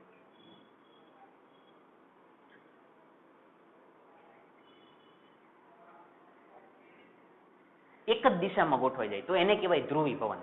ડાયપોલ મોમેન્ટ વિદ્યુત ક્ષેત્રની દિશામાં ગોઠવાઈ જાય એ ઘટના કઈ તો કે ધ્રુવીભવન. ઓકે, એટલે આવું કંઈક થયું. હવે સમજો, ધ્રુવીભવન થાય છે. હવે સાંભળો, ક્ષેત્રની દિશા એકાએક 60 ડિગ્રીના કોણ જેટલી બદલવામાં આવે. ક્ષેત્રની દિશા એકાએક 60 ડિગ્રીના કોણ જેટલી બદલવામાં આવે. મિત્રો ઉભા રહ્યો, શરૂઆતની કન્ડિશન શું થઈ? ડાયપોલ મોમેન્ટ આ બાજુ, વિદ્યુત ક્ષેત્ર આ બાજુ, તો શરૂઆતની અંદર θ1 થયો તમારો 0 ડિગ્રી. વિદ્યુત ક્ષેત્રની દિશા એકાએક બદલવામાં આવે, કેટલી? 60 ડિગ્રી. તો એનો મતલબ જો ડાયપોલ મોમેન્ટ આ બાજુ 60 ડિગ્રીનો ખૂણો એટલે એને વિદ્યુત ક્ષેત્રને છે ને કદાચ આમ ફેરવી નાખ્યો હશે, તો એનો મતલબ શું થાય કે તમારો પદાર્થ હવે આમનામ જ છે. સાંભળજો, પદાર્થ આમનામ જ છે, ડાયપોલ મોમેન્ટ બધી આમ જાય જ છે, પણ વિદ્યુત ક્ષેત્ર તમને નાખ્યું 60 ડિગ્રી એટલે કદાચ આવી રીતે એને ફેરવી નાખ્યા. સમજો બરાબર? એટલે આમાં તે વિદ્યુત ક્ષેત્ર બધું છે જ તે સમાન વિદ્યુત ક્ષેત્ર. હવે જો સમજો, ડાયપોલ મોમેન્ટ અને વિદ્યુત ક્ષેત્ર વચ્ચેનો ખૂણો માની લો કે 60 ડિગ્રી, આ કોઈ ડાયપોલ મોમેન્ટ અહીંયા રહી, તો આ જે ખૂણો છે હવે કેટલાનો બની જાય તો કે 60 ડિગ્રીનો. જો વિદ્યુત ક્ષેત્ર આમ થયું, એને શું કીધું કે વિદ્યુત ક્ષેત્રને 60 ડિગ્રી ફેરવી નાખ્યું, એટલે 0 ડિગ્રી હતું એને 60 ડિગ્રી એટલે આમ ફેરવી નાખ્યું. તો હવે ડાયપોલ મોમેન્ટ અને વિદ્યુત ક્ષેત્ર વચ્ચેનો ખૂણો θ2 બરાબર કેટલા ડિગ્રી તો કે 60 ડિગ્રી. આવું થઈ ગયું. તો શું કે છે? બદલવામાં આવે છે. આ દ્રવ્યની ડાયપોલ ક્ષેત્રની નવી દિશામાં ગોઠવાતા મુક્ત થતી ઉષ્માની ગણતરી કરો. ઉભા રહેજો ફરીથી. આ દ્રવ્યની ડાયપોલ ક્ષેત્રની નવી દિશામાં ગોઠવાતા, નવી દિશામાં એટલે પેલા ડાયપોલ બધી આમ હતી, હવે ક્ષેત્રની નવી દિશામાં એટલે પાછી આ ડાયપોલ બધી આવી રીતે થવાનો પ્રયત્ન કરે, તો ઈ દરમિયાન એને ગુમાવાતી ઉર્જા શોધો. આવું જ કે છે. શું કે છે? હા, મુક્ત થતી ઉષ્માની ગણતરી કરો. લખી જોજો, મુક્ત થતી ઉષ્માની ગણતરી કરો. મિત્રો જેટલું કોમ્પ્લિકેટેડ લાગે છે ને એવું છે નહીં ખરેખર. સમજીએ શું કહેવાનું કે છે. વિદ્યુત ક્ષેત્ર આ બાજુ, કોઈ પદાર્થ છે એની બધી ડાયપોલ મોમેન્ટ આ બાજુ છે, કેમ કે ધ્રુવીભવન થયો એનો મતલબ શું? ધ્રુવીભવનનો મતલબ કે બધી ડાયપોલ વિદ્યુત ક્ષેત્રની દિશામાં થઈ જવી જોઈએ, એનો મતલબ ધ્રુવીભવન. તો આવી ગઈ. તો ડાયપોલ મોમેન્ટ આ બાજુ, વિદ્યુત ક્ષેત્ર આ બાજુ એટલે ખૂણો 0. પછી વિદ્યુત ક્ષેત્રને ફેરવી નાખ્યું એટલે 60 ડિગ્રીએ લઈ લીધું. કોની સાથે? તો કે ડાયપોલ મોમેન્ટ સાથે. ડાયપોલ મોમેન્ટ આ બાજુ જ છે, વિદ્યુત ક્ષેત્ર ફેરવી નાખ્યું તો 60 ડિગ્રી થયું. તો આ દરમિયાન મુક્ત થતી શું કરવાની? ઉષ્માની ગણતરી. મિત્રો સાંભળજો, ઉષ્મા કે ઉર્જા કે બંનેનો મતલબ એક જ છે. ઉષ્મા કહે કે ઉર્જા, બંનેનો મતલબ શું છે? એક જ છે. તો એનો મતલબ હું શું ગોતી નાખીશ? ઉર્જા. અને ઉર્જા એટલે કઈ ઉર્જા? સ્થિતિ ઉર્જા. ખબર પડે? એની સ્થિતિ બદલાય. જો પેલા ડાયપોલ આમ હતી, વિદ્યુત ક્ષેત્ર તમે આમ રાખ્યું, પછી વિદ્યુત ક્ષેત્રને આમ ફેરવું. હવે વિદ્યુત ક્ષેત્રની દિશામાં ડાયપોલ મોમેન્ટ આમ છે, તો થોડા સમય પછી આ ડાયપોલ પાછી વિદ્યુત ક્ષેત્રની દિશામાં ગોઠવવાનો પ્રયત્ન કરે, સ્થિતિ બદલાય છે એની. તો આનો મતલબ કે ઉષ્મા શોધી, એનો મતલબ હું શોધી નાખીશ સ્થિતિ ઉર્જા. કઈ ઉર્જા? સ્થિતિ ઉર્જા. તો હકીકતમાં તો મારે સ્થિતિ ઉર્જા જ શોધવી છે, અને સ્થિતિ ઉર્જા એટલે અહીંયા. ક્લિયર? તો ચાલો કરીએ આન્સર. લખીએ, ચાલો સમજીએ. સ્થિતિ ઉર્જા એટલે કઈ રીતે મળશે? ધ્યાન આપો. તો કે you final minus you initial is equal two W બાહ્ય બળ વડે થતું કાર્ય. ચાલો આવું લખી નાખો.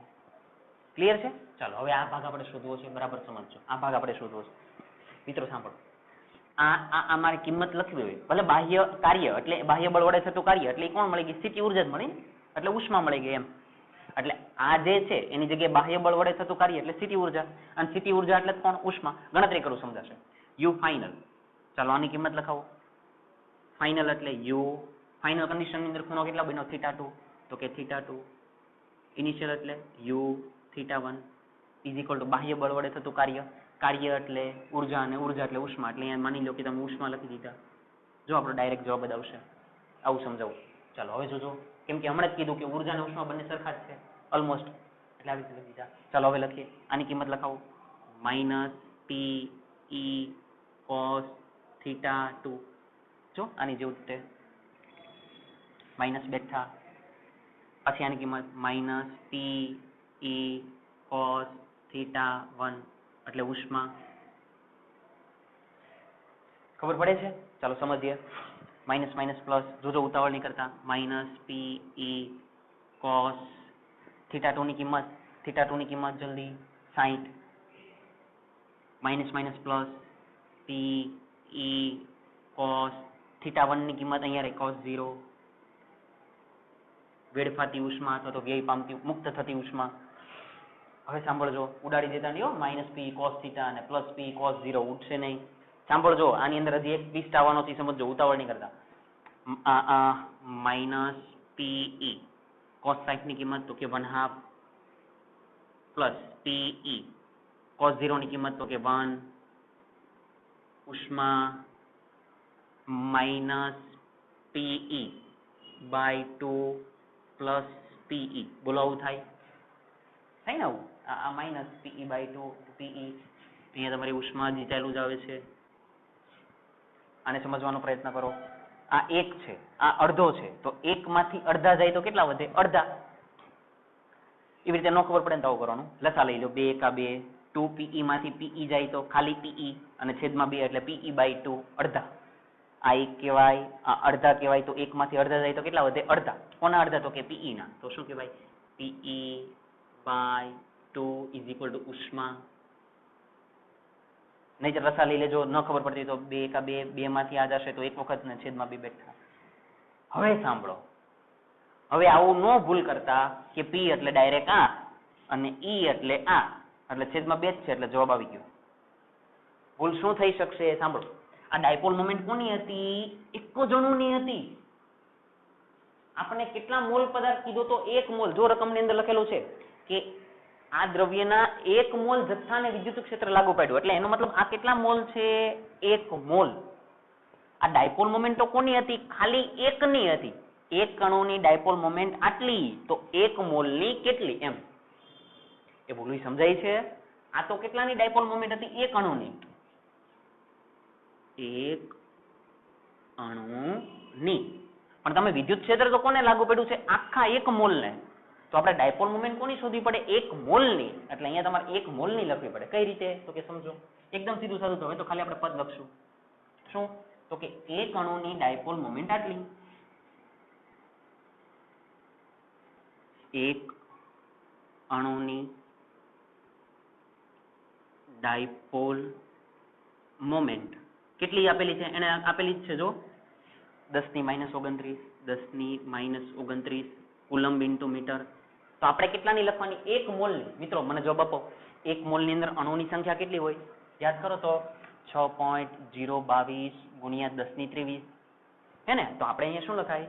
1 મોલ એટલે 1 મોલ, પણ કૌંસમાં શું લખી દેશું? તો કે 6.022 ગુણ્યા 10⁻23 અણુની ડાયપોલ મોમેન્ટ કેટલી?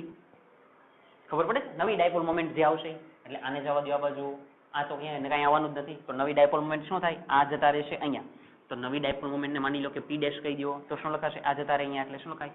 6.022 ગુણ્યા 10⁻23 ગુણ્યા 10⁻29.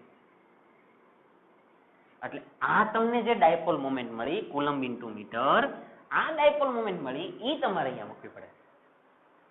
ખબર પડે છે? પાક્કું ને?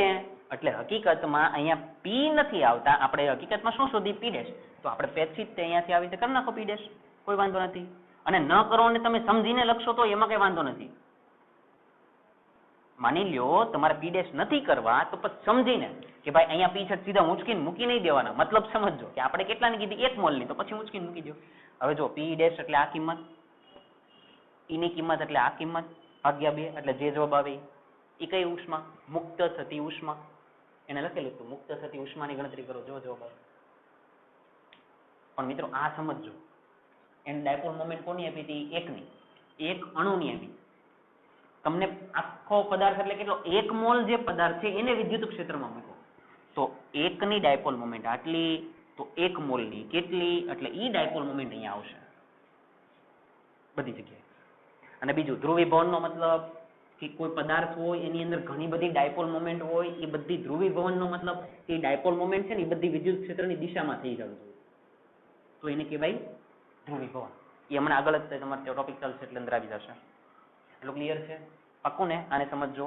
P' ની કિંમત આ, E ની કિંમત આ, કિંમત મૂકો, ઉષ્માનો જવાબ એકમ બોલો તો જૂલમાં આવશે ને. ઉષ્મા કહો, અહીંયા જો ઉર્જા, આપણે થોડી વાર કાર્ય કીધું, બધા સરખા છે. જો ઉર્જા, કાર્ય, ઉષ્મા, તો એકમ કયો આવે? જૂલ. એટલે આ તમે બધી ગણતરી કરશો તો મુક્ત, ચાલો અહીંયા લખી જ દો. આ કિંમત અહીંયા મૂકી દઈએ એટલે તમે શું લખશો? તો કે મુક્ત થતી ઉષ્મા, મુક્ત થતી ઉષ્મા ઇક્વલ ટુ તમે અહીંયા કિંમત મૂકી હશે P'(E)/2. બધી ગણતરી કરો એટલે જવાબ આવે એકમ શું આવે? જૂલ. જો આવું સમજાવું છું.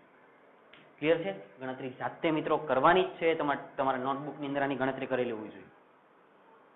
ઓકે, આગળ જઈએ. ચાલો એકવાર ચેક કરી લો, બોર્ડ પરથી કોપી કરી નાખો ઝડપથી.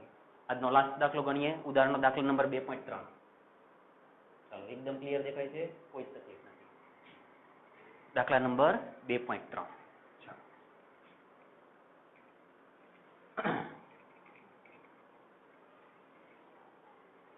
2.3 ની અંદર ઘણા બધા ભાગ છે, પણ દાખલો છે સરળ, કન્સેપ્ટ આવડતા હશે, મીન્સ કે ખાલી મેં જે ચલાવેલું એ સૂત્ર તમને સમજાય એટલે અંદરથી બધા જવાબ તમને મળી જશે. ચાલો શરૂઆત કરીએ. શું કહે છે બરાબર જોતા જાજો. ઉદાહરણનો દાખલો, છેલ્લો દાખલો 2.3.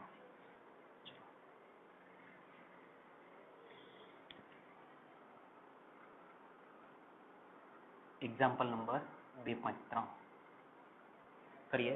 રકમની અંદર ધ્યાન આપો શું લખેલું છે. એકદમ સરળ દાખલો છે પણ કામનો દાખલો છે. ચાલો કરીએ. શું લખેલું છે વાંચીએ.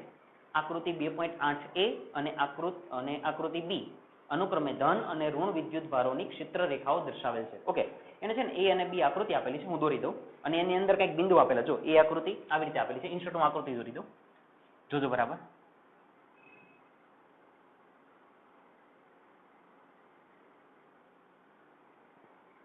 ચાલો લખતા હોય તો મારી સાથે સાથે તે દોરી નાખો તમે પણ આકૃતિ, એટલે કામ પૂરું થઈ જાય.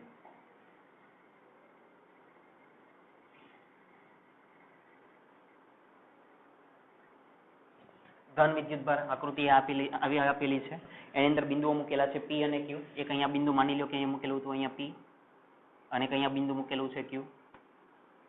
ઓકે, આકૃતિ બી શું આપેલી છે જોઈ લઈએ. મિત્રો હું આકૃતિ છે નીચે અહીંયા દોરી દઉં છું, માઇનસ વિદ્યુતભારની.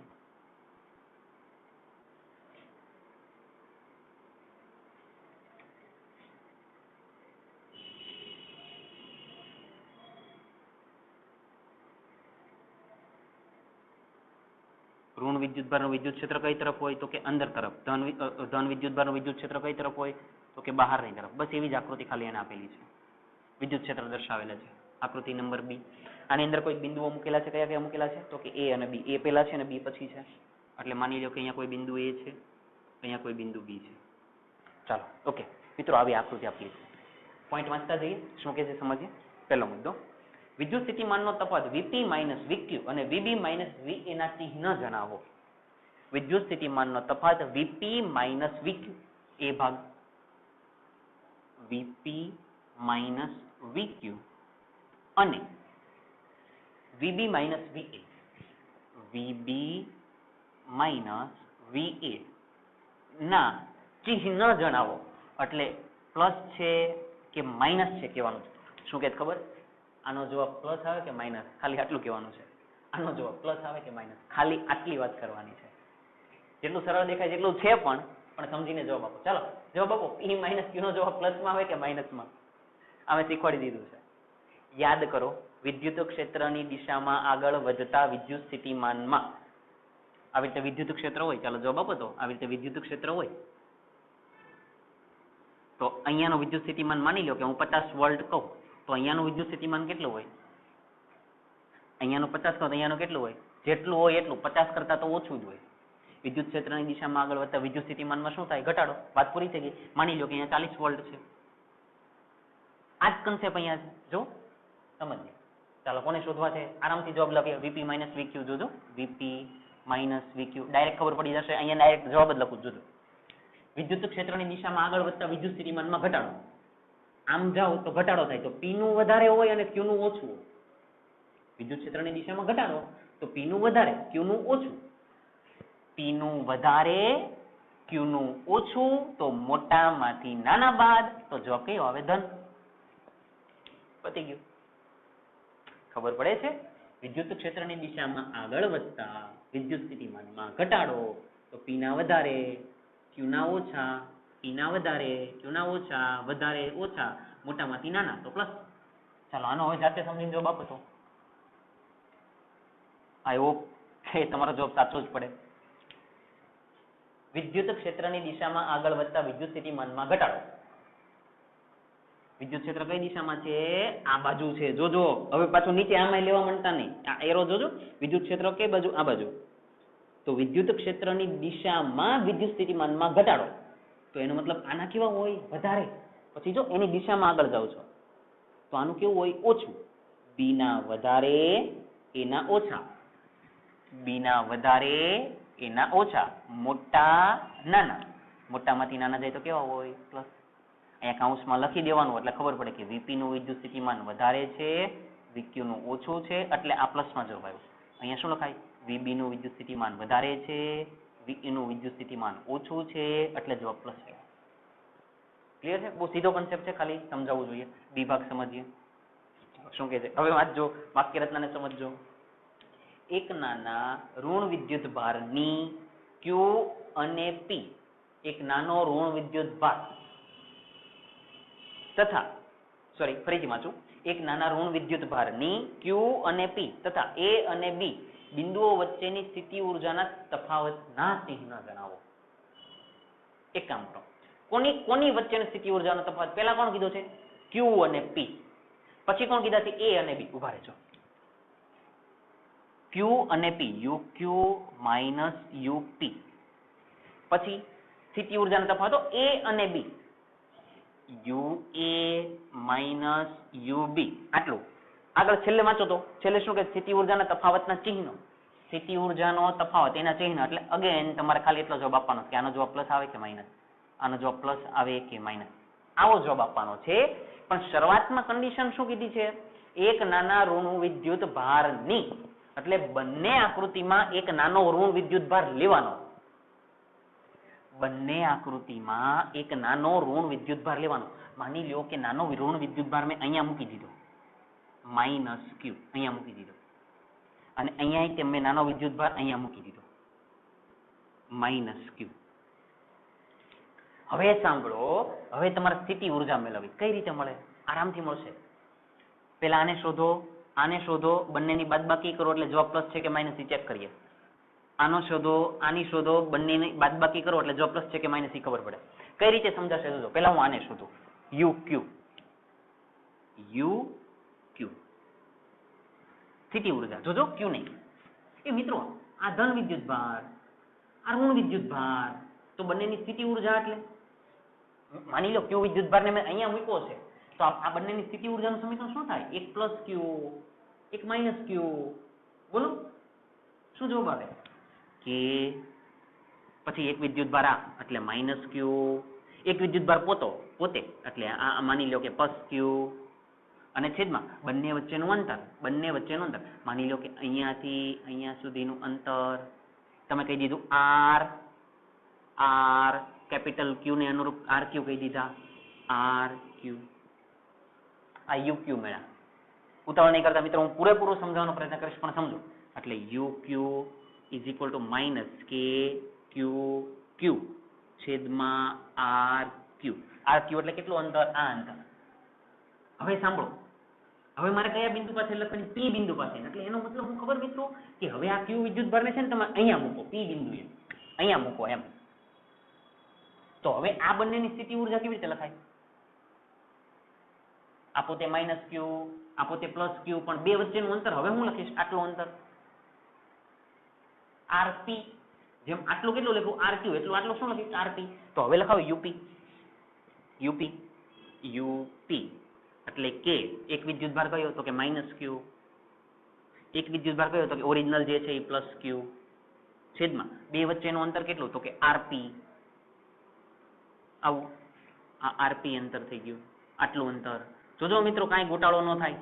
આટલું અંતર આર ક્યુ, ક્યુ સુધીનું આટલું અંતર આરપી એ લખી દીધા. ક્લિયર? આનું પાછું સરખા કરો. યુપી ઇઝ ઇક્વલ ટુ શું થાય? માઇનસ આગળ લઈ લો, માઇનસ કે ક્યુ ક્યુ અપન આરપી. હવે જો યુક્યુ અને યુપી, યુક્યુ એટલે આપણે અહીંયા રહ્યા, આ સમીકરણ નંબર 1 છે. યુપી એટલે એ આ કિંમત, આ સમીકરણ નંબર 2 છે. જો તો કોનામાંથી કોને બાદ કરવાનું? ક્યુ માઇનસ પી, ક્યુ માઇનસ પી એટલે એકમાંથી બેને બાદ કરવાના. કરો એક, આરામથી કરો મિત્રો, છે નાનો દાખલો પણ આમ સમજવા જેવો છે. 1 માઇનસ 2 એટલે આમાંથી આને બાદ કરો તો કે U Q minus U P is equal to U Q ની કિંમત આ માઇનસ કે ક્યુ ક્યુ અપન આર ક્યુ ઉતાવળ નહીં કરતા માઇનસ કરો છો એટલે માઇનસ, આ પણ પોતે માઇનસ, યુપી અહીંયા લખવાના ને, અહીંયા જો માઇનસ છે, યુપી એટલે આ માઇનસ, તો માઇનસ માઇનસ થઈ ગયા પ્લસ. તો હવે શું થાય? કે ક્યુ ક્યુ અપન આરપી. હવે મિત્રો આપણો જવાબ આવશે પ્લસ કે માઇનસ, અહીંયાથી ખબર પડશે. આનો જવાબ આપો તો મને. આવું લખેલું હોય એ ચલે છે 1/b. આનો મતલબ થાય જો b ની કિંમત વધે તો a ની કિંમત ઘટે. વ્યસ્ત પ્રમાણ છે. b ની કિંમત વધે તો a ની કિંમત ઘટે. ઉલટું સમજીએ, b ની કિંમત ઘટે તો a ની કિંમત વધે. ક્લિયર ને? કેમ કે વ્યસ્ત પ્રમાણ છે એટલે.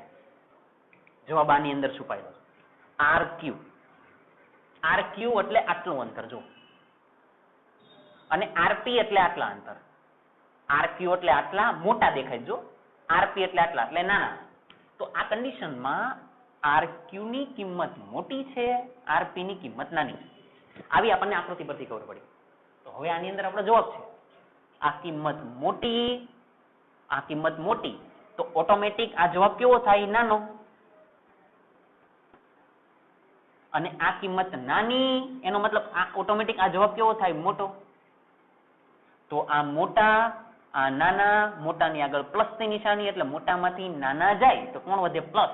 તો U Q minus U P is equal to plus. આ જવાબ છે. આવું સમજાવવા માંગુ છું મિત્રો. ફરીથી કહું, આર ક્યુ ની કિંમત મોટી તો આખાની કિંમત કેવી થાય? નાની. જેમ જેમ છેદ મોટો એમ આખો જવાબ કેટલો આવતો જાય? નાનો. એટલે આ જવાબ થાય નાનો.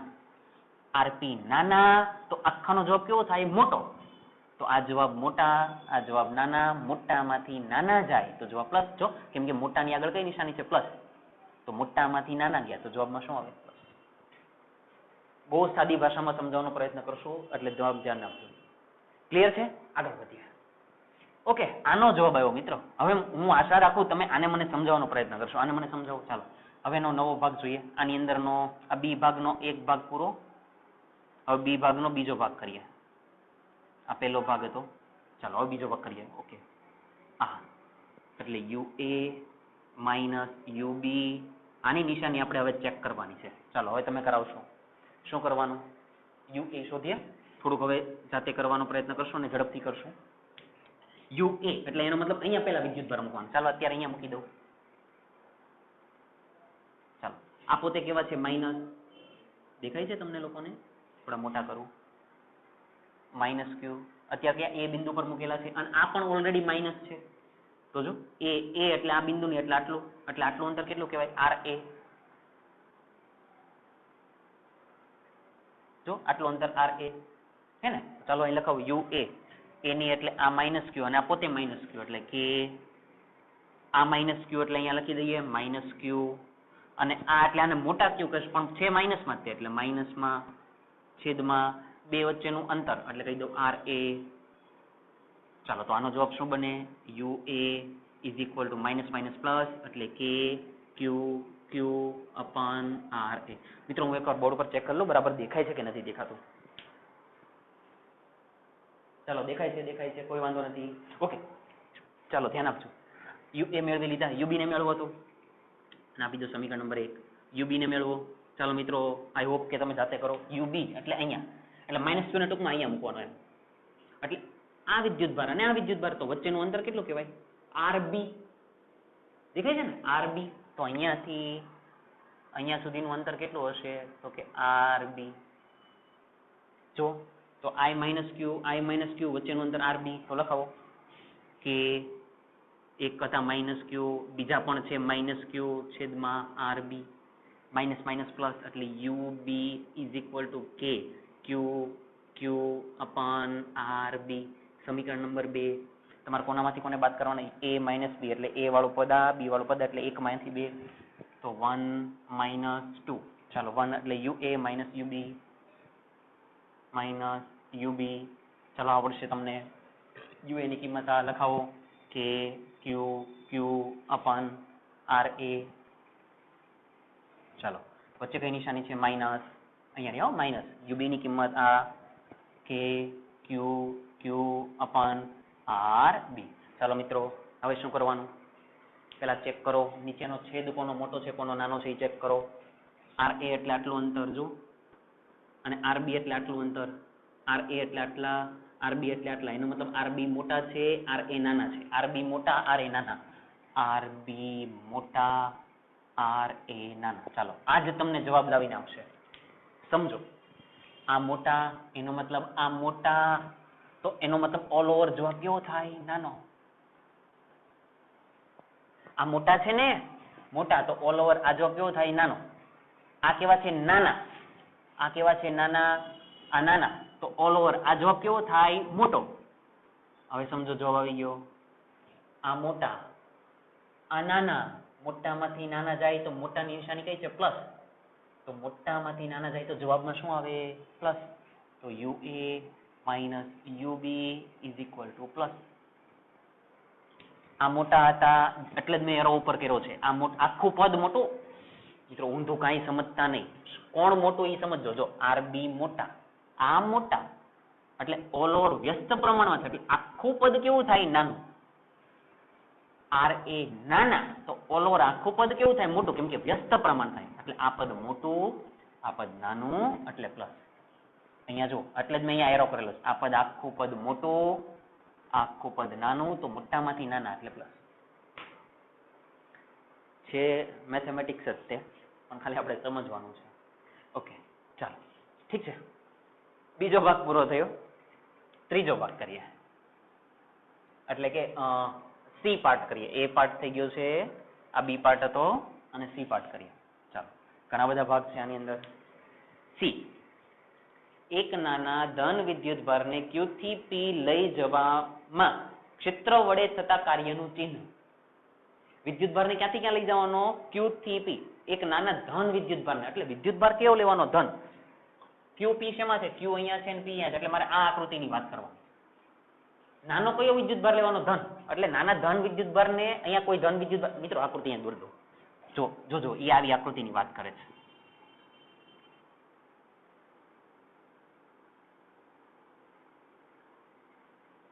મિત્રો કંટાળવાનું નથી, શાંતિથી સમજ. સોરી, ધન વિદ્યુતભાર છે, વિદ્યુત ક્ષેત્ર બહાર. આઈ થિંક તમે કહેતા જ હશો પણ મારું ધ્યાન નથી. ચાલો ઓકે.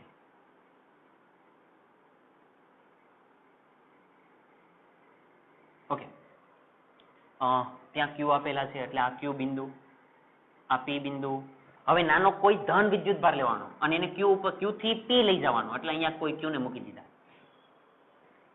આ કોઈ ધન વિદ્યુતભારને Q થી P લઈ જવા માટે ક્ષેત્ર વડે થતું કાર્ય. ક્ષેત્ર વિરુદ્ધ અથવા ક્ષેત્ર વડે એવું લખ્યું. શું લખેલું છે? હા, ક્ષેત્ર વડે થતા કાર્યનું ચિહ્ન. હવે ધ્યાનમાં રાખજો. જે હોય પેલા સમજવાનો પ્રયત્ન કરીએ. વિદ્યુતભારને ક્યાંથી ક્યાં લઈ જવાનું? તો કે Q થી P. સાંભળો, Q થી P કરવું પડતું કાર્ય એટલે W Q to P. બોલો આવું લખે. ભાગ્યા જો ઈ વિદ્યુતભાર કરી નાખો Q, તો મિત્રો અહીંયા કંઈક લખાય વિદ્યુત સ્થિતિમાન. ક્યાંથી ક્યાં ગયા? Q થી P. તો સ્થિતિમાન અંતિમ થી પ્રારંભિક. અંતિમ નું એટલે VP, પ્રારંભ નું એટલે માઇનસ VQ. બોલો આવું લખાય. આ તમને ખબર પડવી પડે. આ ચેપ્ટરના પહેલો જ લેક્ચર એની અંદર આપણે આવ્યું. ક્યાંથી ક્યાં જઈએ? તો કે Q થી P. તો કરવું પડતું કાર્યને જો એ જ વિદ્યુતભાર વડે ભાગી નાખો તો મળે વિદ્યુત સ્થિતિમાન. પણ કોણ? અંતિમ માઇનસ પ્રારંભિક. એટલે આ શોધવાનું છે.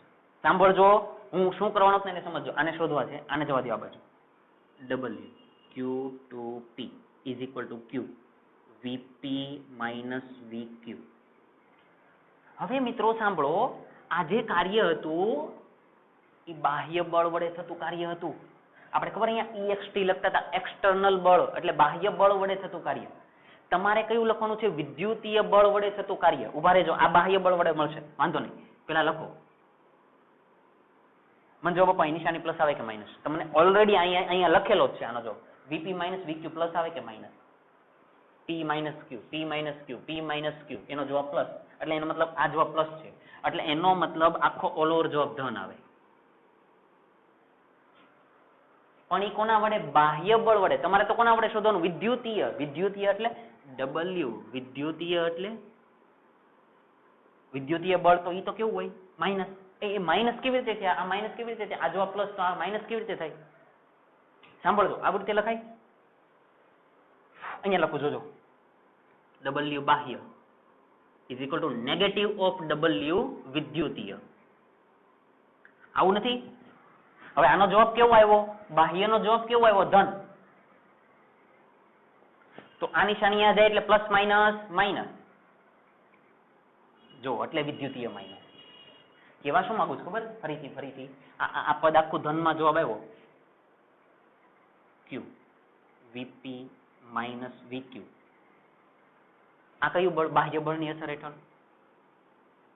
આપણે તો કયા શોધો તો? વિદ્યુતીય. વિદ્યુતીય એટલે એનો મતલબ શું? એની આગળ કોણ હોય? માઇનસ. જે જવાબ હોય એને આગળ ખાલી શું લગાડવાનો? માઇનસ. તો આને માઇનસ કરો તો જવાબ શું આવે?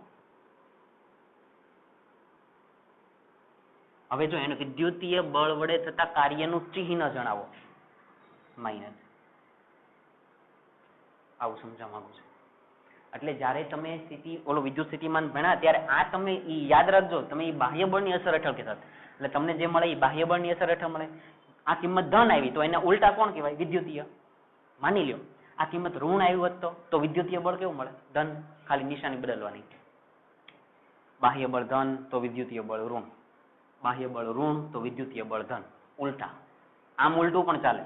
આ માઇનસ હોય, વિદ્યુતીય માઇનસ હોય તો બાહ્ય બળ પ્લસ. આ પ્લસ હોય તો કેવા? માઇનસ. ખાલી ઉલટાવી નાખવાના. કયા બળ વડે? વિદ્યુતીય બળ વડે. હવે એને સવાલમાં એવું કીધું હતો કે બાહ્ય બળ વડે થતું કાર્ય શોધો, તો જવાબ કયો આવે? પ્લસ કે માઇનસ? તો પ્લસ. વિદ્યુતીય બળ વડે થતું કાર્ય, તો જવાબ કયો આવે? માઇનસ. ક્લિયર છે? ઓકે, આગળ જઈએ. બોર્ડ ઉપરથી કોપી કરો. નવો ભાગ સમજીએ. કયો ભાગ છે? ભાગ ડી. ચાલો, દાખલો પૂરો થવાની તૈયારી છે. ઝડપથી ભાગ ડી. બી પાર્ટ સમજીએ. ચાલો, શું કહે છે બરાબર રકમની અંદર ધ્યાન આપજો. Okay, D part. એક નાના ઋણ વિદ્યુતભારને બી થી એ લઈ જવામાં બાહ્ય બળ વડે થતા કાર્યનું ચિહ્ન. કયો વિદ્યુતભાર લેવાનો? ઋણ વિદ્યુતભાર. માઇનસ કયો વિદ્યુતભાર લેવાનો? લઈ ક્યાં જવાનો? બી થી એ લઈ જવાનો. શું શોધવાનું? કાર્ય. બી થી એનું શોધવાનું, પણ કયા બળની અસર હેઠળ? બાહ્ય બળની અસર હેઠળ. આ શોધવાનું છે. ચાલો આવડે કરીએ. ચાલો, આને શોધવા છે W B2A. કયા વિદ્યુતભારને? માઇનસ ક્યુ ને. એટલે માઇનસ ક્યુ ને અહીંયા મૂકેલા છે B2L, એટલે આના વડે જ ભાગવાના.